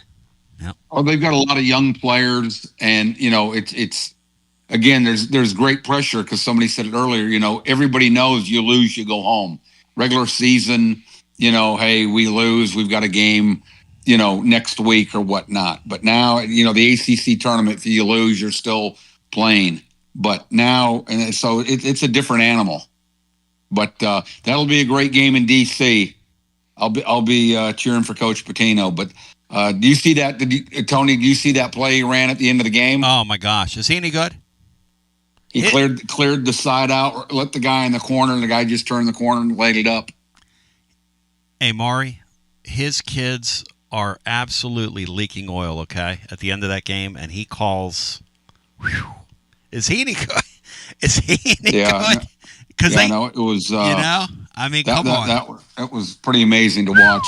Let's go and back. Did you see when the ball went in? He just walked. He acted, yeah. Like they say, act like you've been there before. There. It's really arrogant. He just walked down there and shook Bill Self's hand. Yeah. Yep. Like, hey, this is what I'm here for. This is what we do. This is who I am. We win games. I expected to win this game. And by the way, St. John's is back in the Sweet 16, Brian, for the first time since they were in Thompson Bowling Arena.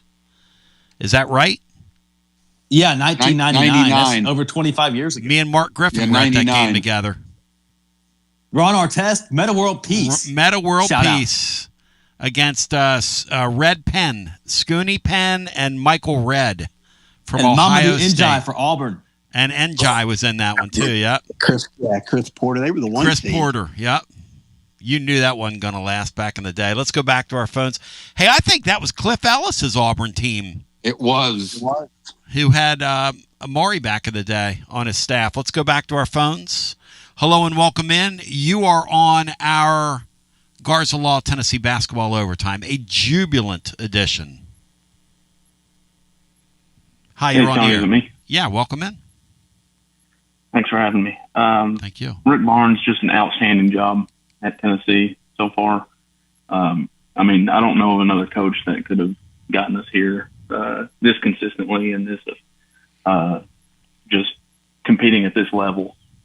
You just roll the ball out there and you're going to go to the NCAA tournament pretty much every year. The floor is so incredible high. job by him. The floor is so high with this guy, man, that we take it for granted. We just take it for granted. He's and so consistent. if you told me mid-year that this team was going to go to the Sweet 16, I would have for sure taken it. Oh, are you kidding? I'd say it's Coach of the Year material, man. Yeah. Coach of the Century material, my friend. No, Coach of the Century material, getting this team to the Sweet 16. Yeah. Absolutely. It sounded like Negative was reading a ransom note from somebody's basement. So much positivity. I don't know what's going on. We might need to do a wellness check on him during the week. Hopefully he can get out. Somebody that's not going to get out is those Kentucky fans. They're back in the mines and they're back in it stiff. You feel bad for him? Matt Jones has 2 brain cells, and they're both fighting for 3rd place. He's an idiot. Are you telling me, Brian, that he put that online that he was going to yell something have a confrontation? Yeah, he tweeted it, and it's still up. Go look it up. It's still, as of a few minutes ago, it hadn't been deleted. Is he doing a bit? He's got to be doing a bit, right? I hope that's not real, but with those folks, anything is possible. Yes. No, hey Tony. Yes. They put out a thing today, right? Where it basically said Kip Kissinger is a bald-headed ref. He's done 2 Final Fours in the last 4 years. He does a lot of his Big 12 is his primary conference, and he's done a lot of Iowa State games. Well, they come out and say Kip Kissinger's Iowa State has never lost a game that Kip Kissinger's done. And again, you'd have to look that up. And again, in the last 10 years that Kip has been a high-level ref, I mean, let's say home and away games, 7. I mean, that's 70 games, I'd bet you, that he's done. Yeah. And I can't believe they haven't lost, but I'm not saying it's not. But in the thing, the guy that puts it out says that he's from Iowa. Well, no, he's from Nebraska, but don't let the truth get in the way of a good story. Jones! What a brain donor, man! Is the guy a brain donor? You can't be. Yeah, no, but they said Iowa-born Kip Kissinger. Well, he's from Nebraska, so. Boom! To be fair, he didn't have the chance to look it up. I don't think they have internet up there in Kentucky. I love those people, man. Yeah, imagine paying for that. Imagine paying for that, going to the crib. And I got one more. Kentucky's our scout team. Yep.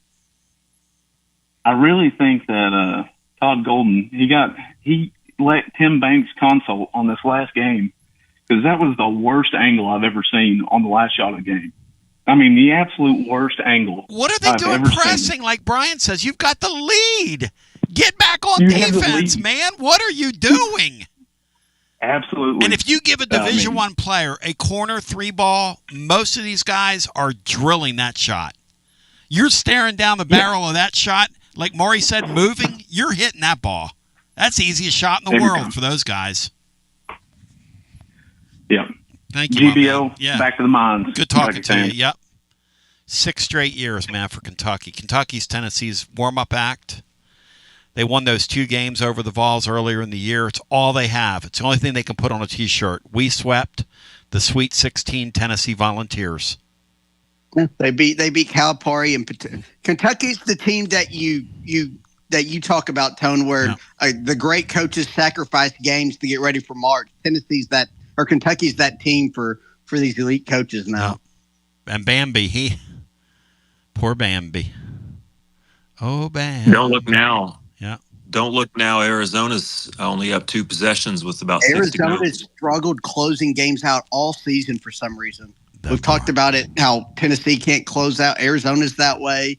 I mean, even St. John's today had trouble. Yes. Kansas barely could close out whoever they played in the first round. They gave up like an 18-2 run. It's really odd how these teams just aren't great situationally. I'm with you and Maury, though. I think it's a byproduct of this era we're currently in, where you have pickup basketball teams, and who the heck knows what you're going to get night in and night out. Right, Maury? I mean, these kids aren't used to playing with each other.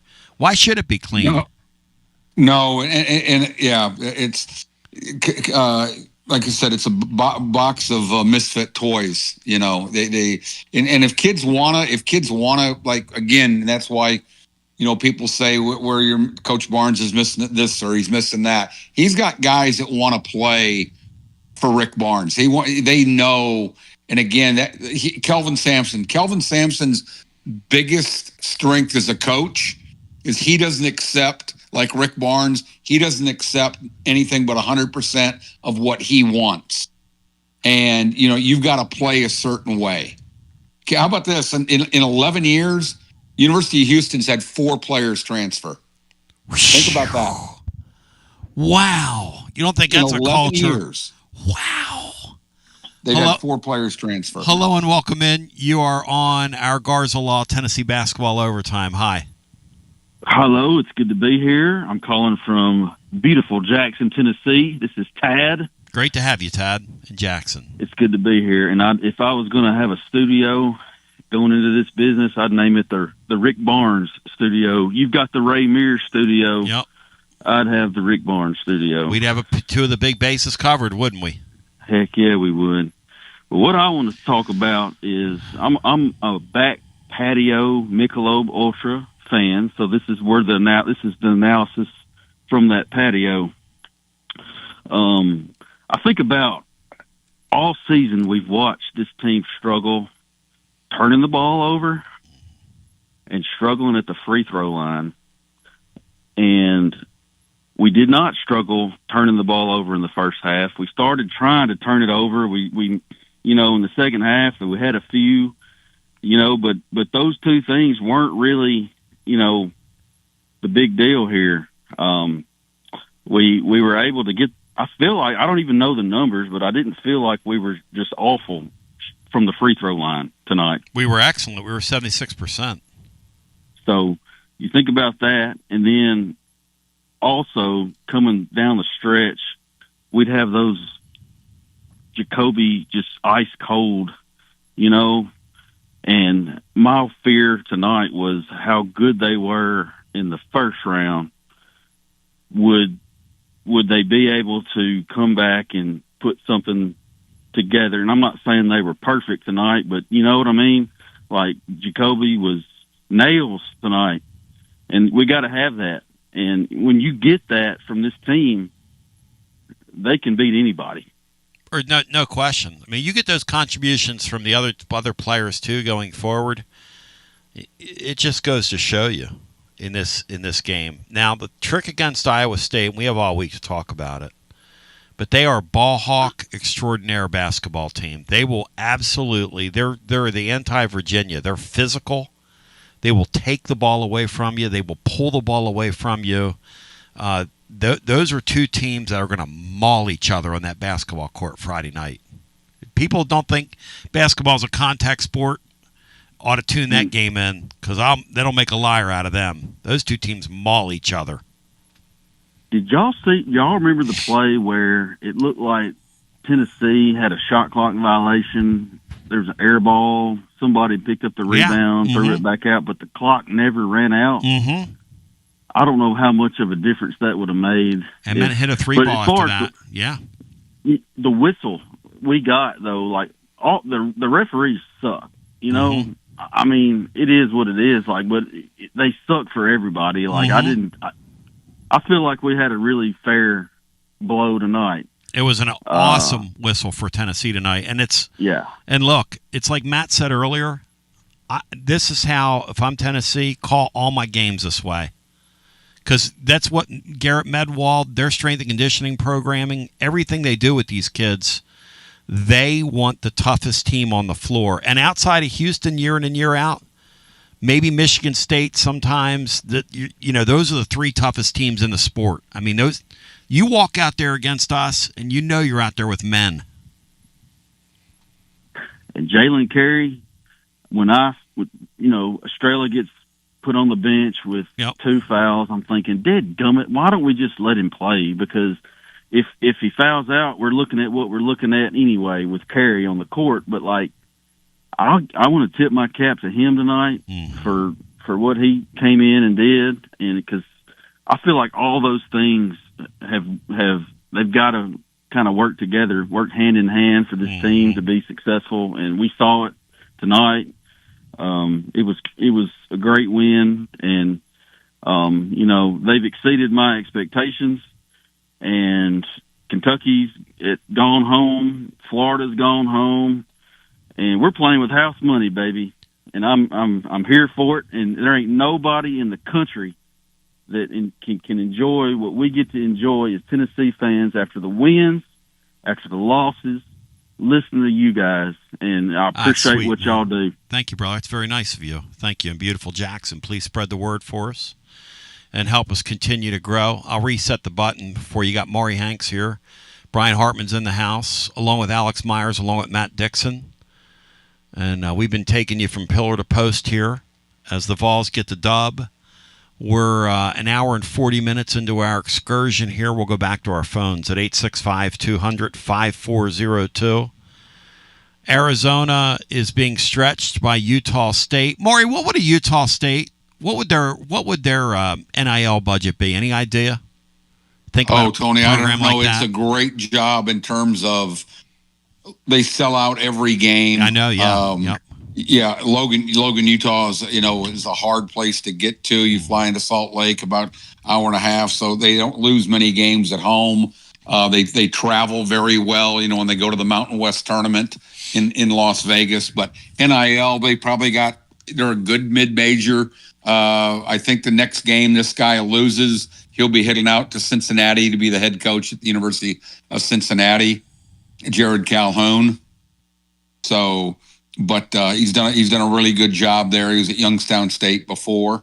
But comparatively, I got to believe Arizona's got 5 times as much money. Yeah, that's what I was thinking. Because you watch these teams play, and it doesn't look that way on the floor.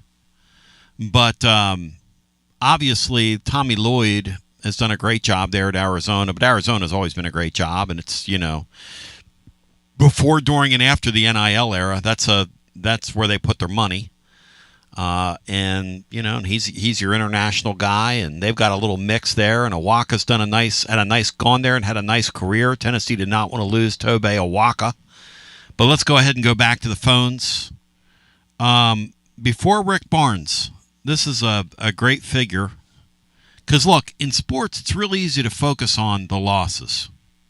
I'm chief among those, okay? I'm not saying anything to anybody. I wouldn't say to you, okay?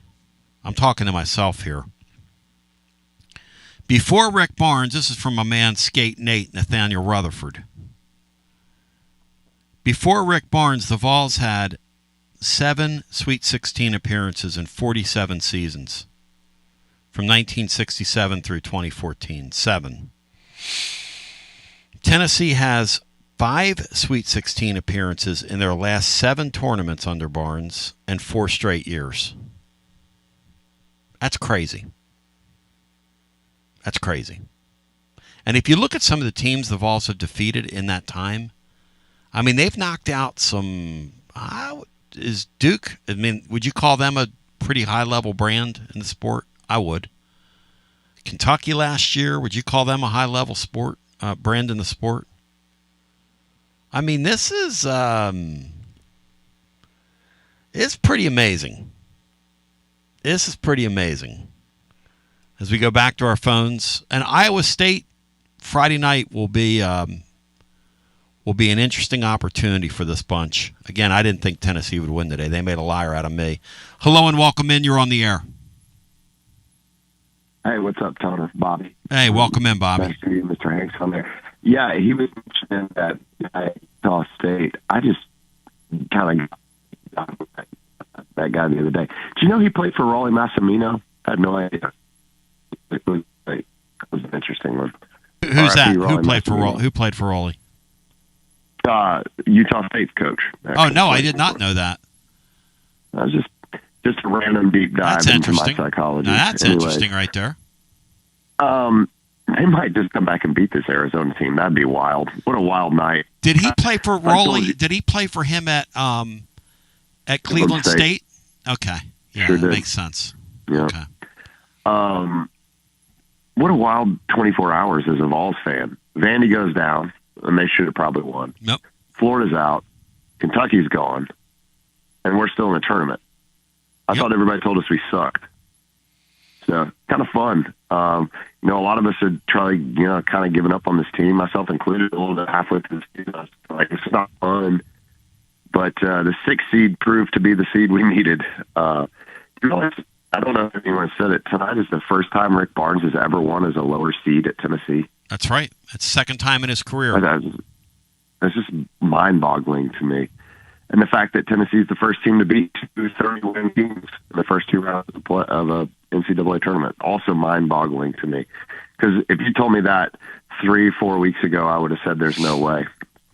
No, and this team would not have. This team would not have their self-immolation they did tonight in that from like the 9-minute mark all the way down to like 4.5 minutes. They wouldn't have survived that 2 weeks ago or 3 weeks ago.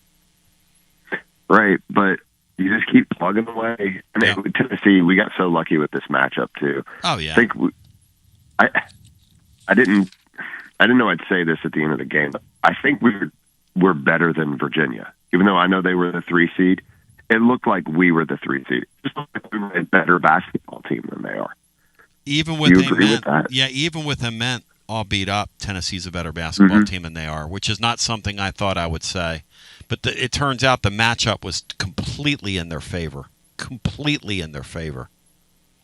And, Bishop Boswell, I think Joshy Boy said it. I think Josh said we're 5-2 when Bishop Boswell now scores 10 or more points in the game this year. Wow. So maybe he's the key after all. But it was just fun. It's just fun to be here. This is Tony, I don't know what kind of grade. Maybe I'll be a super sheep saying this. I feel like knowing what we know now about this team, not what we knew back in November, this is an A to A+ effort coaching wise. This has been he coached the hell out of this. Give this guy a statue. If we get thanks, Tony. I said when you got to the Sweet 16 with this group, I mean, you ought to have a parade, and I mean that. This team is so flawed, and they're so maddening, and they're so crazy, and they're so Jekyll and Hyde, and they're so all over the place. It's a great coaching job. It's a great job by these kids to get there, too. I want to shout out my man Alan and WeShipFloors.com. Listen, they're having a massive, and I mean massive clearance right now, and you're the winner. Up to 95% off, First quality product, no factory seconds, and this is a while supplies last offer for you. Here's the deal. So Alan at WeShipFloors.com is taking on Supercore dealers. And if you want to become one of those, if you've got a flooring store and you're listening to me anywhere in the state, you want to support one of our people, and you want to get a product in that's better than anything you have in your showroom right now, you might want to talk to Alan at We Ship Floors. But the bottom line is he's got too many colors. And so they're going to close out a bunch of lines, and you're going to be the winner. And Alan at WeShipFloors.com flat out gets it done from pillar to post. He's a Tennessee fan. He's in the chat right now, mixing it up with the living Vol fan. He's absolutely next level. And he's a joy to deal with. He would love to reach out to you. I want to encourage you to go on their website. You can even flick on the button here and call him off their website right here online. But his son goes to Tennessee. I mean, this guy's a real deal Holyfield now. And they've got millions and millions of stuff they've got to sell. Square feet. As Arizona's hitting shots here late, and I want you to check out WeShipFloors.com. Check out the room visualizer on the website, and you can check out those Supercore floors and see how they would work in your domain. As let's go back to the phones. Shout out to Alan and We Ship Floors. Arizona just hit a couple money shots. I mean, Maury, they're very good. Yes, this Arizona bunch, very capable of cutting nets down. They're kind of like Michigan, and they've got great size. Yeah, they've got good guards. I mean, they're a well-rounded team. That Michigan bunch, Matt, they are a nightmare for anybody, aren't they? I mean, that's a scary, scary, scary bunch. Yeah, with a really good coach. Yes, tons of size, got good guard play. The guy from UAB, who was like UAB's center last year, and is now like a kind of that just a wing that can make shots from outside. It's just really, really impressive. They're my pick to win it all.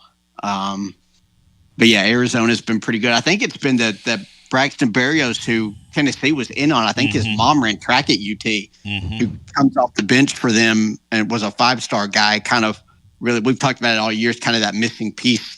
Third score that Tennessee would need. He's the guy who's made these shots for Arizona. Really good player. I go back to what if Indiana had hired Dustin May like they should have? It's just former ball boy for Bob Knight. It just makes no sense, Bri. From a place that's so provincial, they tried to hold on to the former player. It's just, I don't know. I would be so frustrated if I was an Indiana fan. But hello and welcome into our next call. You're on the air.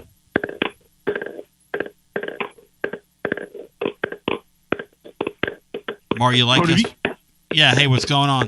Oh, that was you, Brian. That was you, Brian. This person doesn't know it's them. All right, let's try it again. When you hear the beep, it's you. This is Greg. Hey, welcome in. Tourney. Okay, I can't do that. Hi, welcome in. You're on the air. He was still in Florida. He was impersonating the caller Florida.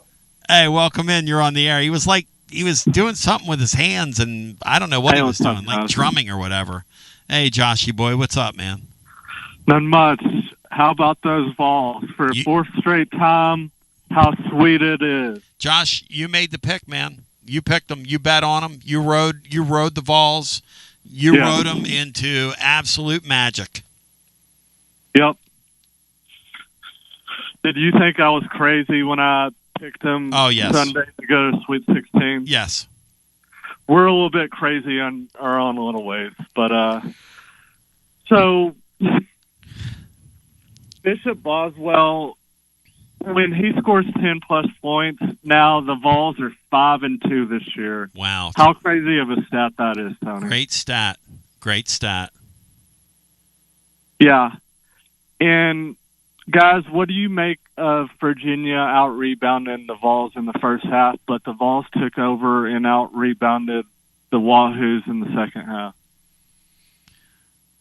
That's kind of what I witnessed. The only thing that kept Virginia in that game at halftime was the fact that they were getting to more balls. That's it.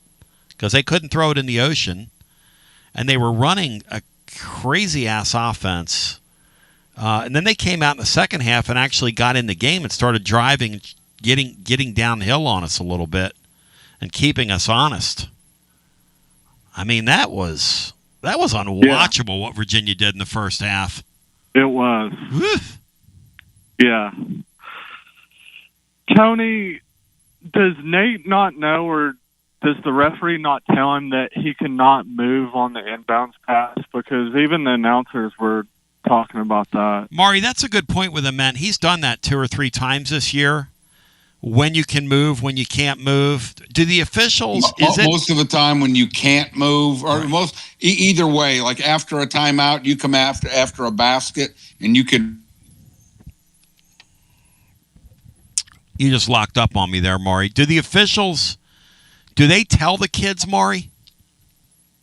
You may have to come in and come back out again. I'll jump in. It looked like A-Man actually asked the official if he could move right before he handed him the ball. Wow. A-Man asked the official that, so that was just but again, that's the second time he's done that. He's clearly not comfortable inbounding the ball. We got away from it.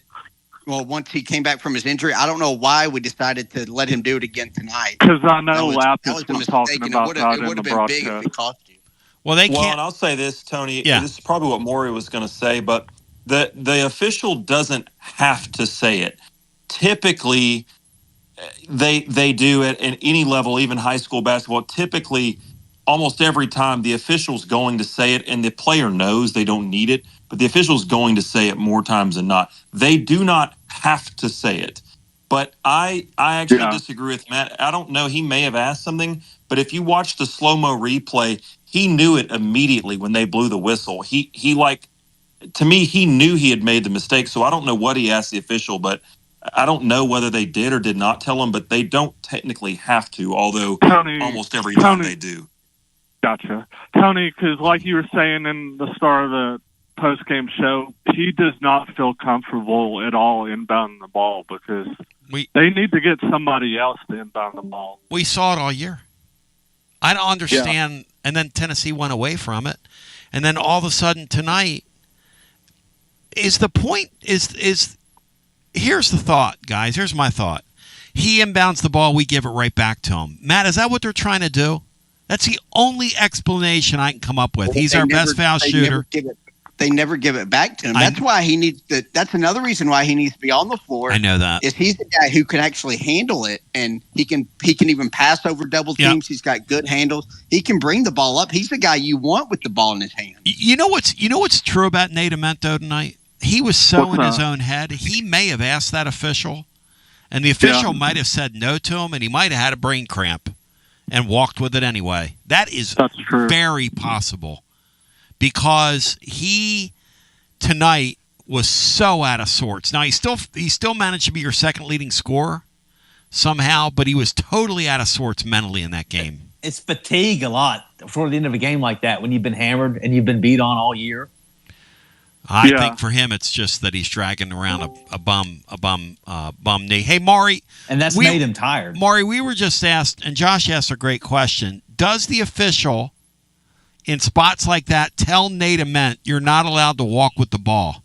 Yes. I mean, Tony, if you watch, and again, I'm not saying that he did it then, but most times the referee will say spot, and he'll point at the floor, and you can't move. And then when let's say you come out of a timeout after a basket. So after a basket, you can run. After a made free throw, you can run, and he'll go back and forth. Like, he'll move right to left, so that means you can run. Right. But then when you say spot, you have to. It's spot. You can't move. Because we've seen Ament do that a couple times this year. Yeah. At least twice. And Tony, one more thing out the door. Let me ask you guys this: I was watching the Kentucky and Iowa State game today. Yep. Especially in the second half, Iowa State was making things miserable for Kentucky, and the announcers were even saying the reason they were creating so much pressure on Kentucky is because Kentucky has not had a true point guard all year. What do you guys think about our matchup going into with Iowa State with Jacoby? Well, the big issue there is going to be who's going to win the battle of Lipsy and Jacoby. Who's going to win the battle of Lipsy and Gillespie? Two guys that are real winners at this level. I mean, you think about Gillespie, and Matt's right. He's taken 2 consecutive teams now to Sweet 16s. Whereas the Gillespie guys Lipsy has played 1 million games for Iowa State. They've won 1 million during his time there. He's a total winner. He's a bigger version of Zakai Ziegler. He's not going to play in the NBA, but he's a very good college player, and he's won a ton of games. He's played in a lot of pressure basketball games, so Tennessee has to take care of the basketball. They cannot do the thing they did in the second half. The spacing between the guards has to be on point. And again, the Vols overcame that stuff tonight. So here's a crazy stat for you while we're pulling them out, okay? The Vols are going for their 7th 25-win season of the last 9 years on Friday night. If they do that, they will get their 7th 25-win season in the last 9 years. It'll be the 5th time in a row they've done that. They only had 2 in school history before Barnes arrived. Now, Matt, is that any good? You guys tell me. I don't know. Is that any good?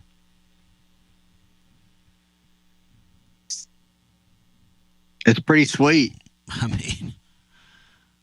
I mean, and I'll tell you another thing, too, and then we'll go back to the phones. So are my friends at Dos Equis. You talk about sweet. Sweet Dos Equis Lager Especial. That golden Pilsner-style beer made from the choice of hops. Balanced composition. Got that smooth, clean finish, and how sweet it is. And the truth is that nuanced blend of malts and earth tones must be tasted to believe. And there's a Dos Equis for you. They've got a full product line of Dos Equis. From the Lager Especial to the Ambar Especial to the Lime and Salt Zero. For the carb conscious out there, to the Chelada Lime and Salt. To the Michelada. To the Chelada Mango. And I bet I'm butchering every one of those names. But that's Dos Equis. Cervezas Mexicanas 2026, White Plains, New York. And let me go back to our busy phones. On a night where, God, we still have 300 or so folks tuned in on YouTube live, which is a huge number on that platform, and then several thousand listening to us all over the world. But we did get a shout out from a Kentucky fan here on YouTube that I saw a second ago, and I want to shout him out. And let me see if I can find him. I'll tell you what, let me go back to the phones. Some of you comment too much in here, and then I can't go find this guy's comment. All right, hello and welcome in. You're on the air. What's up, Tony? This is Kyle in Virginia. Hey, Kyle, where in Virginia are you? So I am kind of in between the Richmond and D.C. area, but I'm a huge Vol fan, and I've got a lot of friends and people at church and places that are big UVA fans. Sure. And so this one was extra sweet. But kind of being up here, Ryan Odom has done a really good job there. Mm-hmm. I do think some callers have kind of hinted at this. I don't know if they're the second best team in the SEC. I don't know where they finished in the ACC, but I think he's done a good job. I think it was a good win for Tennessee. I don't think we beat a bad team. I just think we beat a team we matched up well with. Oh, no, they're excellent. Hey, when they got it cooking in the second half and they started moving that ball around and started getting downhill on us a little bit, and our defense was not up to snuff tonight at times, but we did enough to win the game. No, I did not see in Virginia. Now, I saw a team that was a lot smaller than Tennessee. Did not look the part in terms of just girth. Now, height, obviously, they're a tall team, but man, our athletes just look so much bigger than theirs. I agree, and I think Felix is such a great athlete. I think they're they bring this guy. I think his name is Onyenso off the bench, who is a really good shot blocker and rim protector. But I don't think they had a guy in the paint that was I don't know. I think Felix kind of had his way, which was important. But just want to echo a lot of the callers. These really are the glory days of Tennessee basketball. I mean, 4 straight years to the Sweet 16 is nuts. And listening to some of the post-game shows, like earlier this year, we had some tough games with Kentucky at home. Bama at home was just a gut punch. And for the staff to get these guys to play hard. And, I think he made a few deposits during the year that are really kind of reaping some benefits. And I think one thing that's really helped the team is being able to play Ethan Berg, even if it's 5 to 7 minutes a game, just to not turn the ball over, to play hard, to take an open shot. It makes a difference. And being able to rotate 4 post players, even if it's kind of hit or miss at times, getting Amari Evans comfortable early, and then, that guy's going to be good. It's gonna be a great player. I'm excited. Yes. But I'll finish with this, and this might just be a fun show topic for you this week to look at.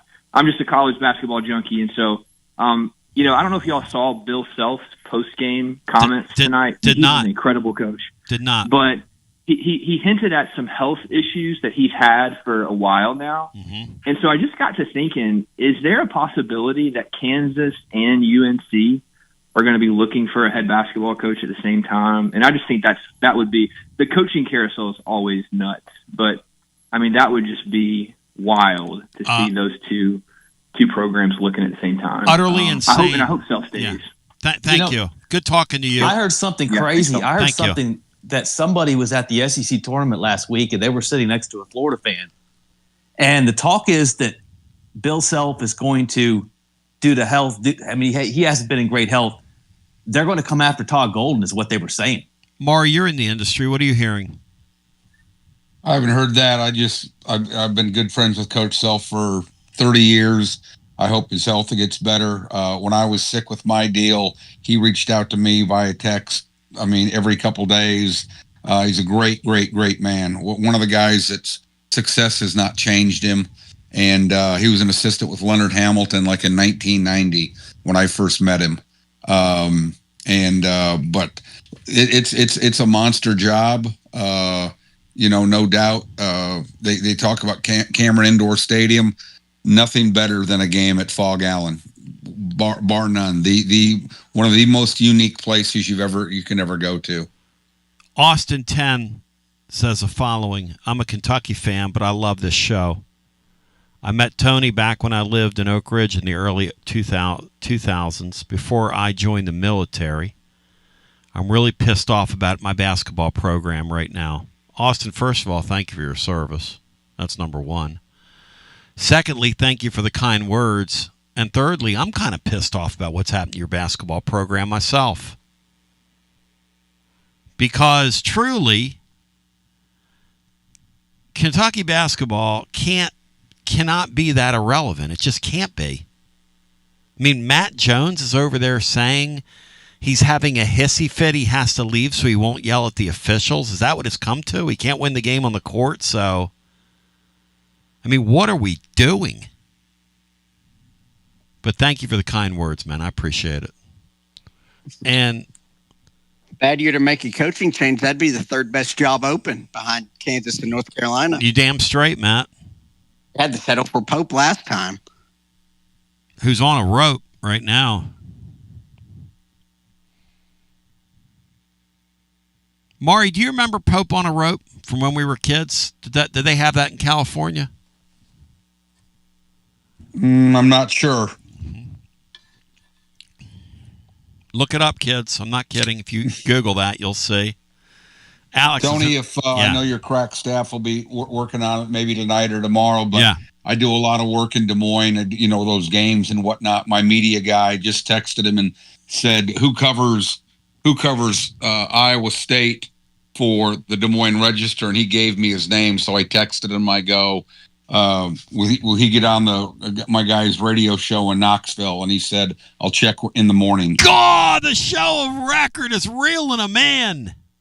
Travis Hines is his name. Let's go to the phones. I told him you had a good staff. I told him the lead guy's kind of a clown, but we'll overcome that. We'll get him on. Hello and welcome into our next call. You're on our Garza Law Super Show as we're 2 hours and 7 minutes in and still going. Hi, you're on the air. Thank you for taking my call, Tony. This is Mike in San Antonio. Hey, Mike in Sano. Welcome in. Yeah, this is a super show, man. It's been great. And you were mentioning earlier about how many listeners that you still have on YouTube. Yes. And I think since you've been on YouTube, it's been pretty great. But, there are 3 different ways or 4 maybe different ways now that I can listen to your post-game shows and your regular show throughout the week. You got X. We have the app, which I'm listening to right now, and YouTube. Now, if you had a preference of me being a fan of my viewership or listenership, which avenue would you prefer that your fans it doesn't reach matter. out, listen to your show? It doesn't matter. We track them all and get credit for all of them. Doesn't matter. Well, that's what I was going to ask you. If there's a particular way that benefits you and your show and your business, I'd be glad to do it for you, my friend. And listen, I don't blame people for not checking in on the YouTube product because you got to look at me. But I will tell you this.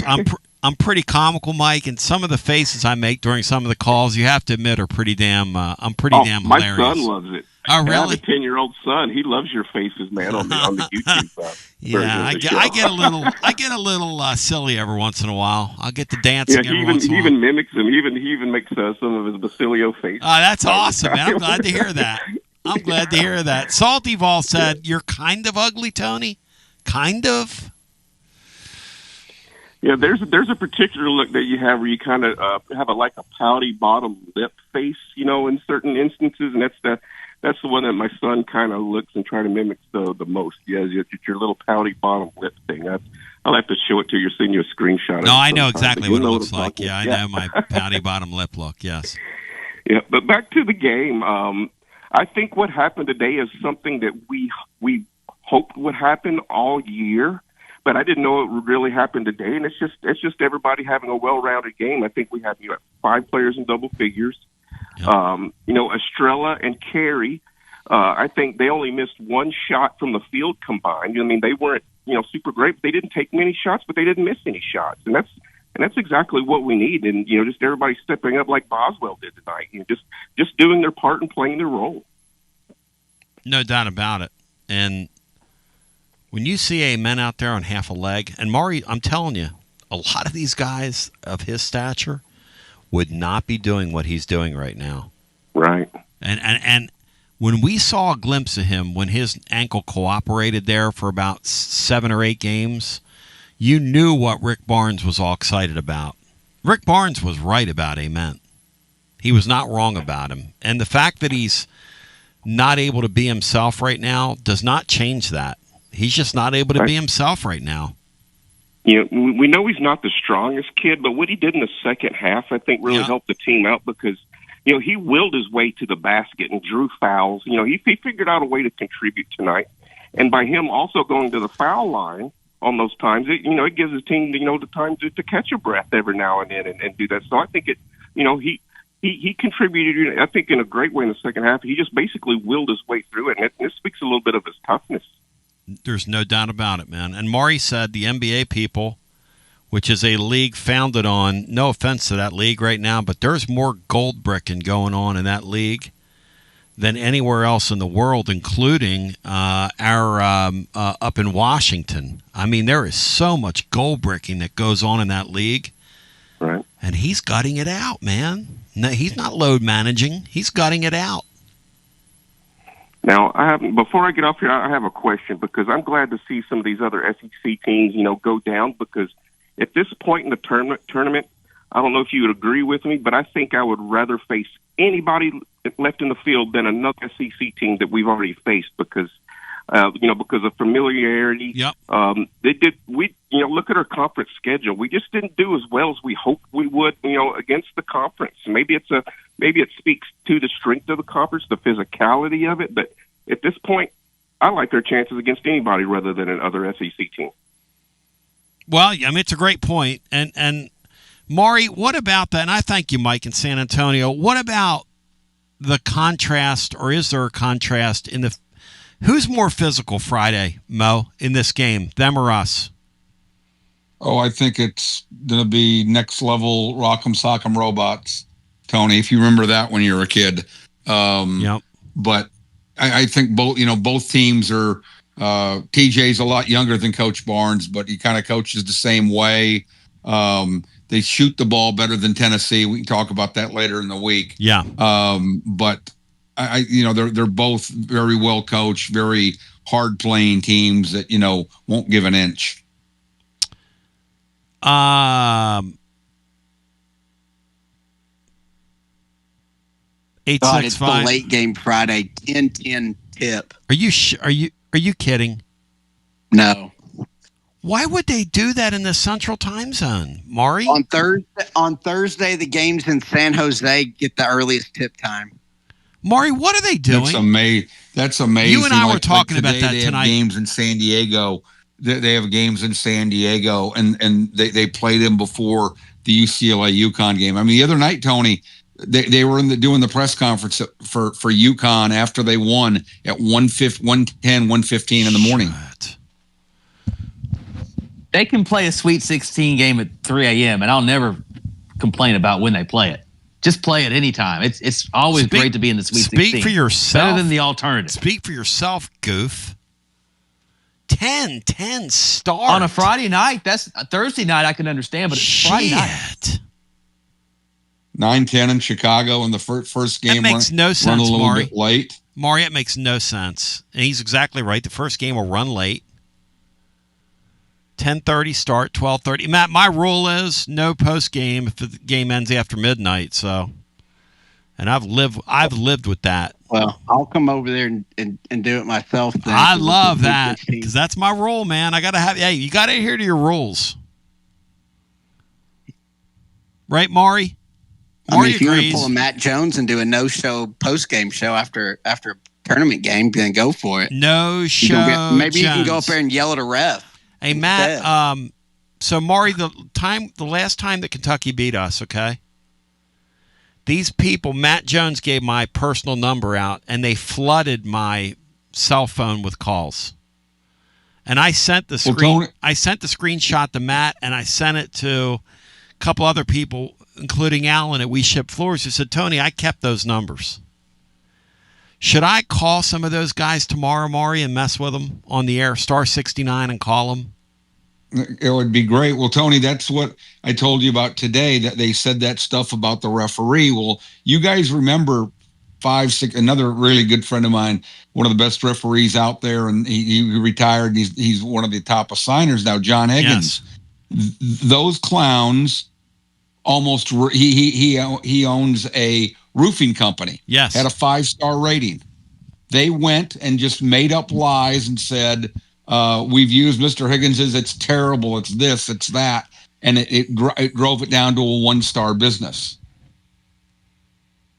How many years ago? Just unbelievable. How many years ago was that, guys? 10, 15 years ago, maybe? 5 to 7, I'd say. But I mean, he sued him. He took him to court. Did he really? And they had to drop the case. The judge said, he can't be held responsible. But yeah, he gave him the name of his company, and they went on the website and they went to Yelp and stuff like that, and they left bad reviews.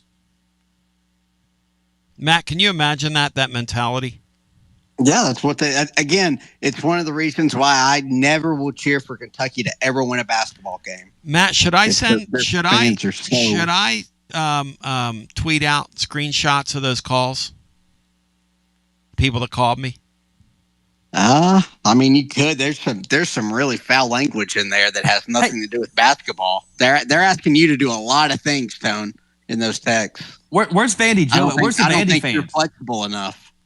Where's the Vandy fans? Speaking of losers, Austin said, "I call him Tony," and that's coming from a member of Big Blue Nation. LOL.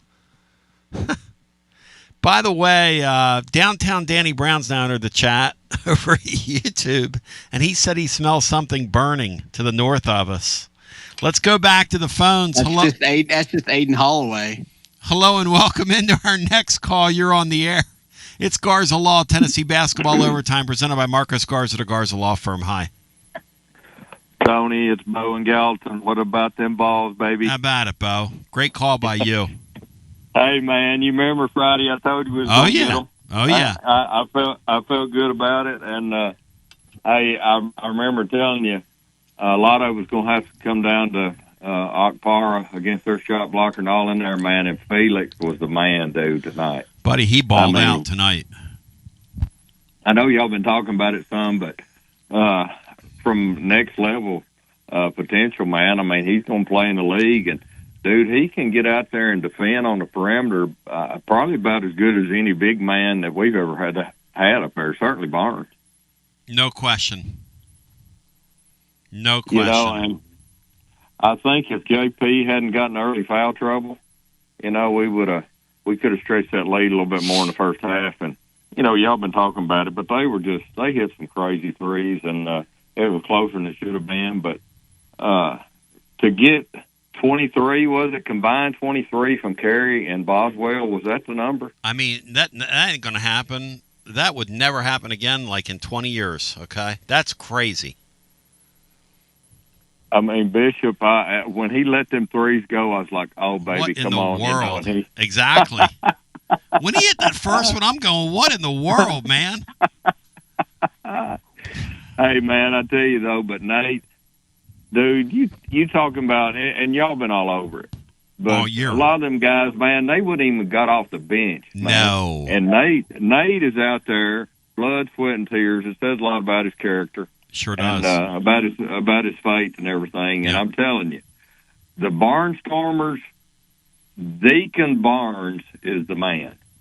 And Rick Barnes has got more character in his pinky than the peeping pod and that slime oats at Alabama. And I'm telling you, man, I don't. It's not looking good, but nothing could make the night even better than for Bama to go home, man. It'd be the greatest night in basketball tournament history. Yeah, it's not looking good. Texas Tech is, you know, when you run into somebody with Alabama's talent and just that, and then that system they play, that's just not gonna. It's what's the score? It's 20-point game, right? It's 40-21, 2:25 to go in the first half. Yeah, I'm watching Bama's up by 19. I'm watching this UCLA game. UCLA's done a really nice job of kind of trying to hang in this game with Connecticut. Who knows? Let's talk about Tony. Hey, man, and I appreciate y'all so much. I'm part of the Basilio Familia, brother. Thank you, brother. And listen, man, it's so great to celebrate. And, you know, these are kind of memories and stuff. You think about 4 straight Sweet 16s, and you know, as we get older, I think about that night I had called Tony when we got it done again, 4 straight. But the matchup coming up, and I know Maury talked about it, and my brother was texting a while ago and asked me about Iowa State, and I said, it's going to be an absolute heavyweight fight in a phone booth. I mean, big time. And but don't, and I watched a little bit of I didn't get to see all of the ripping of Kentucky. I wish I would have. Oh, I did. It was unbelievable. They got a big, don't they have like a European guy that's out there a stretch 4 or something? They've got well, the kid that's hurt can play all 5 positions, but yeah, they do. They've got a couple big guys that can play. The Milan guy's like a 50% 3-point shooter. He's wild, Matt. He shoots 48.5% on the year, some crazy number like he's that. He's made like 140 of them. It's not like a small volume. Oh, no. Yeah, He's incredible. They've got, if you want to watch a good scout on Iowa State, watch their game with Arizona in the Big 12 tournament like last week. That was probably the highest level game I've watched all year. It was an insane game. They lost to Arizona late, but that might be the best game I've watched all year. Look, I thought we had to play our best game to win this game tonight. I think we did play our best game. That's the most complete game Tennessee's played all year, all things considered. And I think that goes for Friday night as well. Tennessee's got to be on point, and they better take care of the ball, or this team can swallow you. Yeah, well, they're going to ramp up the pressure for sure. But is the kid, is he out for the tournament? Is any chance he plays Friday? Oh, there's a chance. Yeah, that's what they're saying. I don't know. Maury, have you heard anything on him from any of your sources? The kid from Iowa State? Yes. Yeah, they just put some out today that he's going to try to get better during the week and see if he can go Friday. I'll tell you what, I know Tennessee will have some fans in Chicago, but Iowa State that place will be rocking with Iowa State fans. Yeah, I know that. No question. Yeah, that's something interesting this week is to figure out who gets healthier over the next 4 or 5 days, like Tennessee with Ament or him with Iowa State. I mean, because both teams are really going to be able to use this week off and figure out who takes advantage. That could be the difference in the game, really. No question about it. Plus, you get that.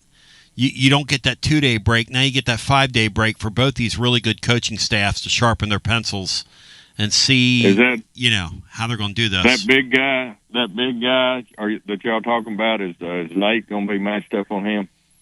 I don't know. Look, I'll tell you what somebody in the staff told me, which is crazy. This injury is such that it's really hampering Ament offensively, but it's not hampering him defensively. He can still get off the floor and cut and move defensively. And I just think that's a very interesting thing. I don't understand why that would be, but that is exactly what it looked like tonight. He was tentative offensively. On defense, he was kind of moving around really well. Blocked that one shot, had a couple other hustle plays on defense. Really strange seeing that injury and the way it's affecting him. Hey, that rejection he had tonight, man. We haven't seen him, Tony, with that kind of mojo, man. He was jacked. No, that emotion. That emotion, because he's frustrated, man. Look, these guys play all year to get in this spot, and even the great players that know they're going to play in the NBA. This thing, the Sands are going through the hourglass. This is a special opportunity for these guys. And he's played basketball probably all over the world at this point, being a decorated player like he is, coming up through the system. But you could tell, man, that matters to him out there tonight. And shout out Gillespie, man. The dude, he leaves your city of brotherly love up there, man, dropping a 50 burger in 2 games, baby. I told you, he's an assassin, man. And when he hit that shot at the clock winding down over there from the hash mark, incredible. I knew it was going to be our night, brother. No doubt about it. Hey, thanks for being there, Tony. Love you, brother. Thank you. Maury, did they call a charge on UCLA there, or did they give him an N1? That's an N1. I was flipping the channel. I didn't see it. 50, like I said, it's about to be I think the game's getting too long for my friend Coach Cronin. It's about to be a 4-point game with 8 minutes left. No, I know that. I'm just saying he's doing the best job he can, not having his leading score. They need Jaime Jaquez's sister out there. She can play. He was a player, and his sister's a hell of a player.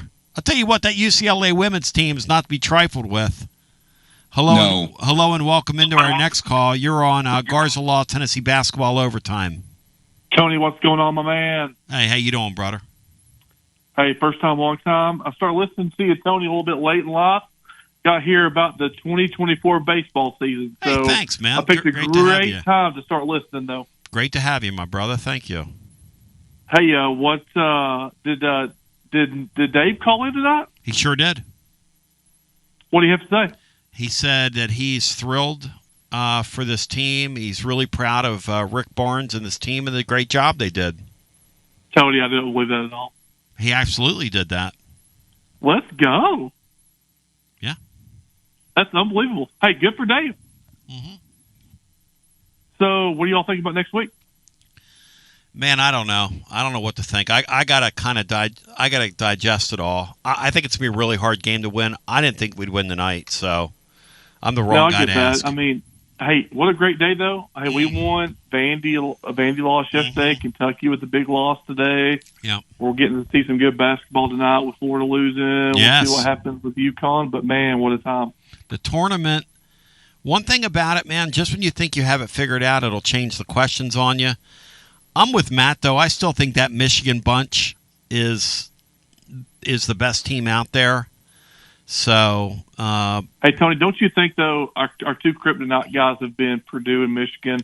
At some point, we're going to beat one of those dudes to finally break through and get in. It's got to happen like that, don't it? I don't know if Brian could live. Brian's sake, we need to. Geez, he can't put up with another loss to those guys in the tournament. What do you think Brian would do, Matt, if we had to play him again? Would he sleep between Friday and Sunday? He wants to play him at 3 a.m., so. That's what he just told us. Good point. Y'all think we'll have a good crowd show up Friday night? I mean, like Maury said, here's what I know about those Iowa State people. It is their only sport. I want you to think about what it means on their campus. Their football program, okay, their coach left this year because they could not compete in football because it's not funded. Kansas funds their football team more than Iowa State funds their football team.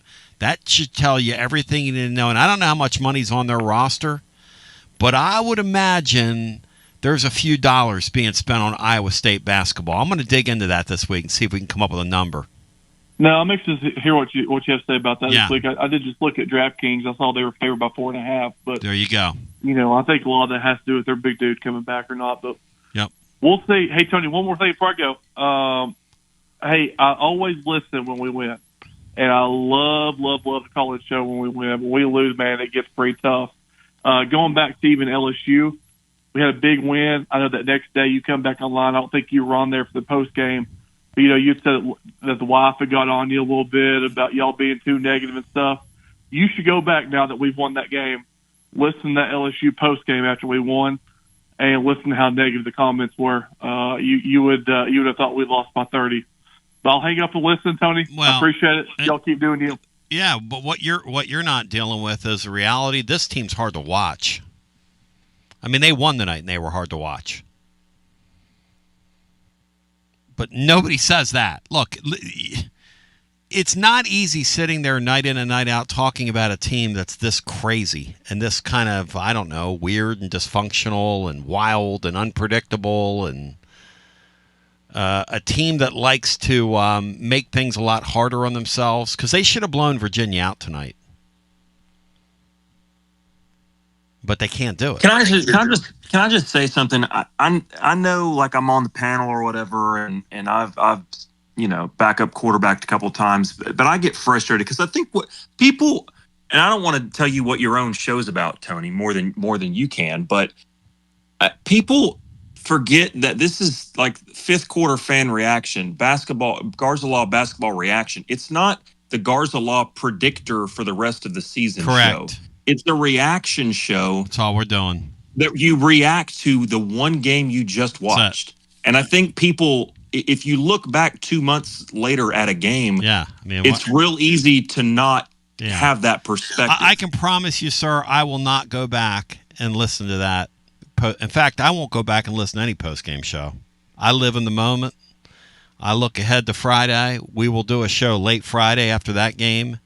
And if we win Sunday, we'll do a show Sunday. I'm not wasting my energy on that. No offense.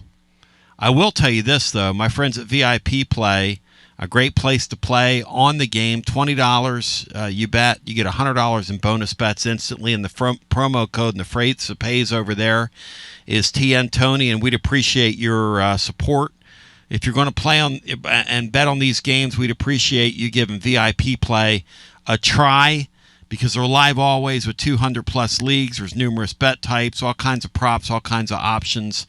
And, Maury, there's 6 minutes and 36 seconds left, and UConn's got a 4-point lead, and the UCLA boys have crept back in this thing and are making this thing a little uncomfortable for the UConn boys. Bri, what's the line on our game over at VIP Play? Do you have it in front of you? Pull it up for me if you will, because I want to remind you, if you have a gambling problem, 800-889-9789, 21 and over, located in the great state of Tennessee to place a bet. And Alex is right.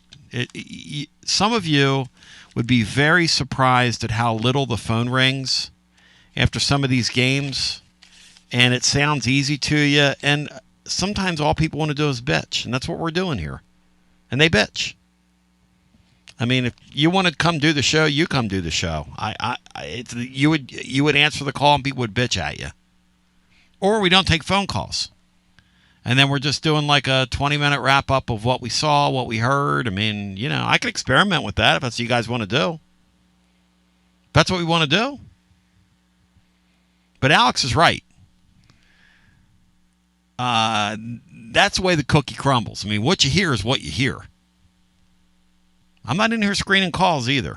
So, but let's go back to the phones. Thank you for saying that, Alex. It's true. And we're celebrating tonight a Tennessee victory. How about, Maury, how about this game being a 4-point game with 5 minutes left? Was that on your Cinco card, Maury? No, it was not as much as I hoped that it would be. I didn't think that with him being down his leading scorer, top rebounder and whatnot, and then they had a tough game the day before on Friday, that they could hang out in there. But it'd be something if they could steal it. I can tell you that. Well, and what is your sense of Hurley? Oh, I don't know him that well. Great I've met him a coach. few times. I mean, he's crazy, whatnot. So's his brother. He gets after refs. But again, he's hard on his players. But that's why him and Mick are kind of friends. That they both kind of coach the same way, and he's not afraid to be his own man. And you can't argue with his success. Having grown up in the Northeast, Jersey City, Jersey, and I'm kind of contemporaries of those two guys. That's one of the scariest places on earth back when those kids grew up. I don't know, Maury, if you spent any time in Jersey City, but that's a scary-ass place is what that is. No offense to anybody from Jersey City. I'm just telling you the truth here. I'm keeping it 100. So I know those guys are tough, and I know their father Dan's a tough guy. And let's go back to the phones. Hello and welcome in. You're on the air. Hi, Tony. Pete in St. Louis. Good evening, everybody. There he is, my boy. How you doing, St. Louis, Pete? I'm doing well. Hey, how crazy is this sport and the spectacle of this event that the team that I would come in with the least amount of confidence of my Tennessee teams might be the one that goes the furthest? And kudos to Rick Barnes. We talked years ago about he was stuck and he was stubborn, and he's really adapted and made some changes with the NIL deal, how he's let some players start, going back to think Dalton Connect, letting them play a little more. Yep. But then he went and built a tournament team. I really believe that. They knew that why they got outed by Purdue, why they got outed by those other teams, is because inside in the interior they got out-muscled and out-manned, and they really built a team that I think that, continued to surprise us. Well, I mean, I think they're still a 2-guard short, and that's going to cost them. But I do think that's exactly what they did. They tried to get beefier. In fact, I know that's what they tried to do. They saw the light last year with Houston. I think one of the things you'll see this offseason is they're going to add. They're involved with several shooters. Like I'm talking high quality, excellent, put the ball in the basket from 3-point land type guys, like you're going to see with Iowa State on Friday night. And I say that before the Iowa State game Friday, no matter what happens in that game. I think that's because the front line next year, look, Phillips comes back. You're going to get the Brown guy who's going to be a sophomore next year. He's a really, really nice young player. What are you doing, Matt? The UCLA just had a couple of calls go against them, and then for some reason they teed up Cronin. Yes. Just to stick it to him and kind of create some separation. Yep. That's what they do. That's what they did. I mean, it wasn't as bad as what they did to Jamie Dixon and TCU. That was unbelievable yesterday. That was wrestling. This was not. The referees, you definitely don't call a T there. The referees orchestrated a 14-2 run yesterday against TCU and Jamie Dixon for Duke. I know what I'm looking at. They orchestrated it. But well, they just did it again in this UConn game because it went from 4 to 11 really quick. There you go. There you go. I just appreciate what I think we're going to look back years later. Yep. And not maybe in the moment it's hard. Sometimes you get frustrated with your coach, but what Rick Barnes has done here, it's incredible, man. It's incredible. It's really special. It's put Tennessee into an upper echelon in basketball, something that my time there, I was there with Allen Houston, and he was great, but the teams were not good. He was a special player. This is just special, and we got to enjoy every moment of it. And thanks for all you guys do. Thanks for staying on the air so late to be able to take calls, and go Vols. Thank you, my friend. And that's going to wrap it up for us. I'm being told, Maury, it's a $300 get-in up there on Friday night right now. Does that surprise you? No, Tony. Like I said, I mean, they'll be when Iowa State, when they play the Big 12 Conference Tournament in Kansas City. Yeah, they have the most fans. I mean, Kansas is right down the road. Iowa State, they turn into they call it Ames South. It's just their sport. They've got an unbelievable fan base. Yeah, it's their sport. Yeah. All their eggs are in that basket. Matt, guys, any final thoughts here? It's been a hell of a day. Wow. What a fun program. 2 hours and 37 minutes long. I hope everybody's enjoyed it. Please spread the word for us, Thunderbird. And I might do my part this week and pick Iowa State in that game. That seems to be working out well for us. Any final thoughts here on the way out from anybody? Because I think we've covered just about everything. I think it was interesting. UT basketball posted a video, and Rick Barnes essentially said, talking to his team in the locker room after the game, we made it harder than we should be. That's kind of who we are. And he kind of laughed. And I think we've talked about it all season, but it's kind of funny to note that, hey, this coaching staff realizes it, the team realizes it. But at the end of the day, I played golf yesterday, Tony, and it's just like that. You're not painting pictures, you're writing numbers, and at the end of the day, this time of year, it's survive and advance, and 4 in a row. Well, that's a heck of an accomplishment. That's exactly what I hear proud about. to be a Tennessee basketball fan today. That's exactly what I hear about Maury's golf game. A few foot wedges here or there, a few gimmies. You're writing numbers at that point. Anybody else have a final thought for us? Maury, great stuff from you, man. We really appreciate you jumping in here and taking us under wings. Oh, no, thank you for having me, Tony. And like I said, I'll try to get that guy from the Des Moines Register, either with you or Brian or Matt, and then get him on the show this week. Let me ask you this, Mo. We've really had a great run here. Any chance you can get a nap Friday afternoon and get in there with us, say around midnight, if I call Susan to wake you from your slumber? Tony, that's some tough duty, but we will see. We will see. See, you're having fun. I know it. Matt, there's no way 2 weeks ago he would have even entertained that possibility, but he's having fun because this is fun, man. This show has a way of sucking you in. Yes, it does. And it sucks. There's a charm to it. Yeah, this show sucks, and it sucks you in. There's a lot of words I'd use, but charm's not one of them. Charm.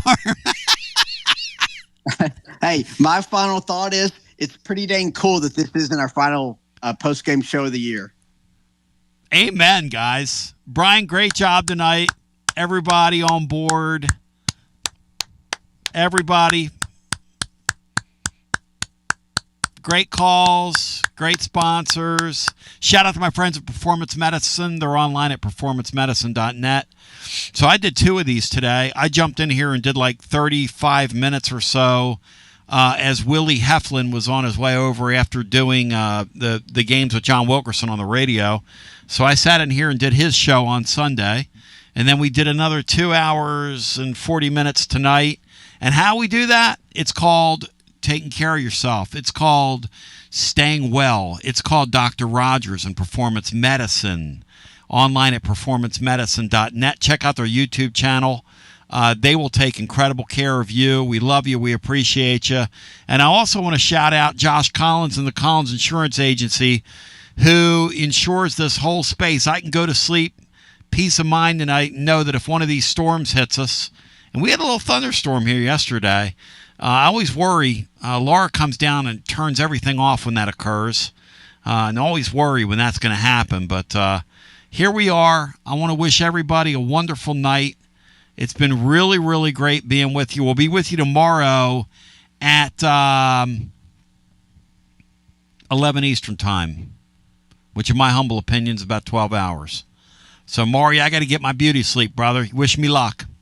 You know what, Tony? If that was the case, we'd be talking to you in about July. But you have a good night. Thank you for having me on. See y'all. Thank you, guys. And I want to say, I just want to hang up. I got one thing to say to you, okay? And that's go Vols! It was so fun tonight, y'all. Thank you. And what a great job by the team, the coach, the fans, everybody involved. Just a fun time. Thank you for making this a great community. Thank you for being there with us through the good times, the bad times. But trust me, when you're doing a post-game show, you got to talk about it in real time. And I'm not going to go back to that caller's point and re-listen or relitigate things people said 6 weeks ago, because this team was really hard to do a post-game show for. No offense. Incredible effort by this team today. Wow. Okay, I'm going to let the preload run. This is last. This isn't even the beginning of the show. You'll hear me count it in, and then we'll be on the air. They're going to do crazy, stupid things, and they're going to make you mad. And here you go. But nobody plays harder than these guys. And I mean nobody plays harder than these guys. Okay, so state of play here, 9 seconds left, 77-72. The Vols are up 5. They commit a foul for some reason. Rick Barnes is looking at Gillespie like, what are you doing? Gillespie goes, I don't know. I'm just kind of playing basketball. It's sort of what I do. And these guys are going to go to the Sweet 16. I mean, and Bishop Boswell is the hero today. He's the hero. It's the most next level thing I've ever seen. God, it's unbelievable. Andy. I mean, this thing is... These guys are going to play Iowa State Friday night now in Chicago.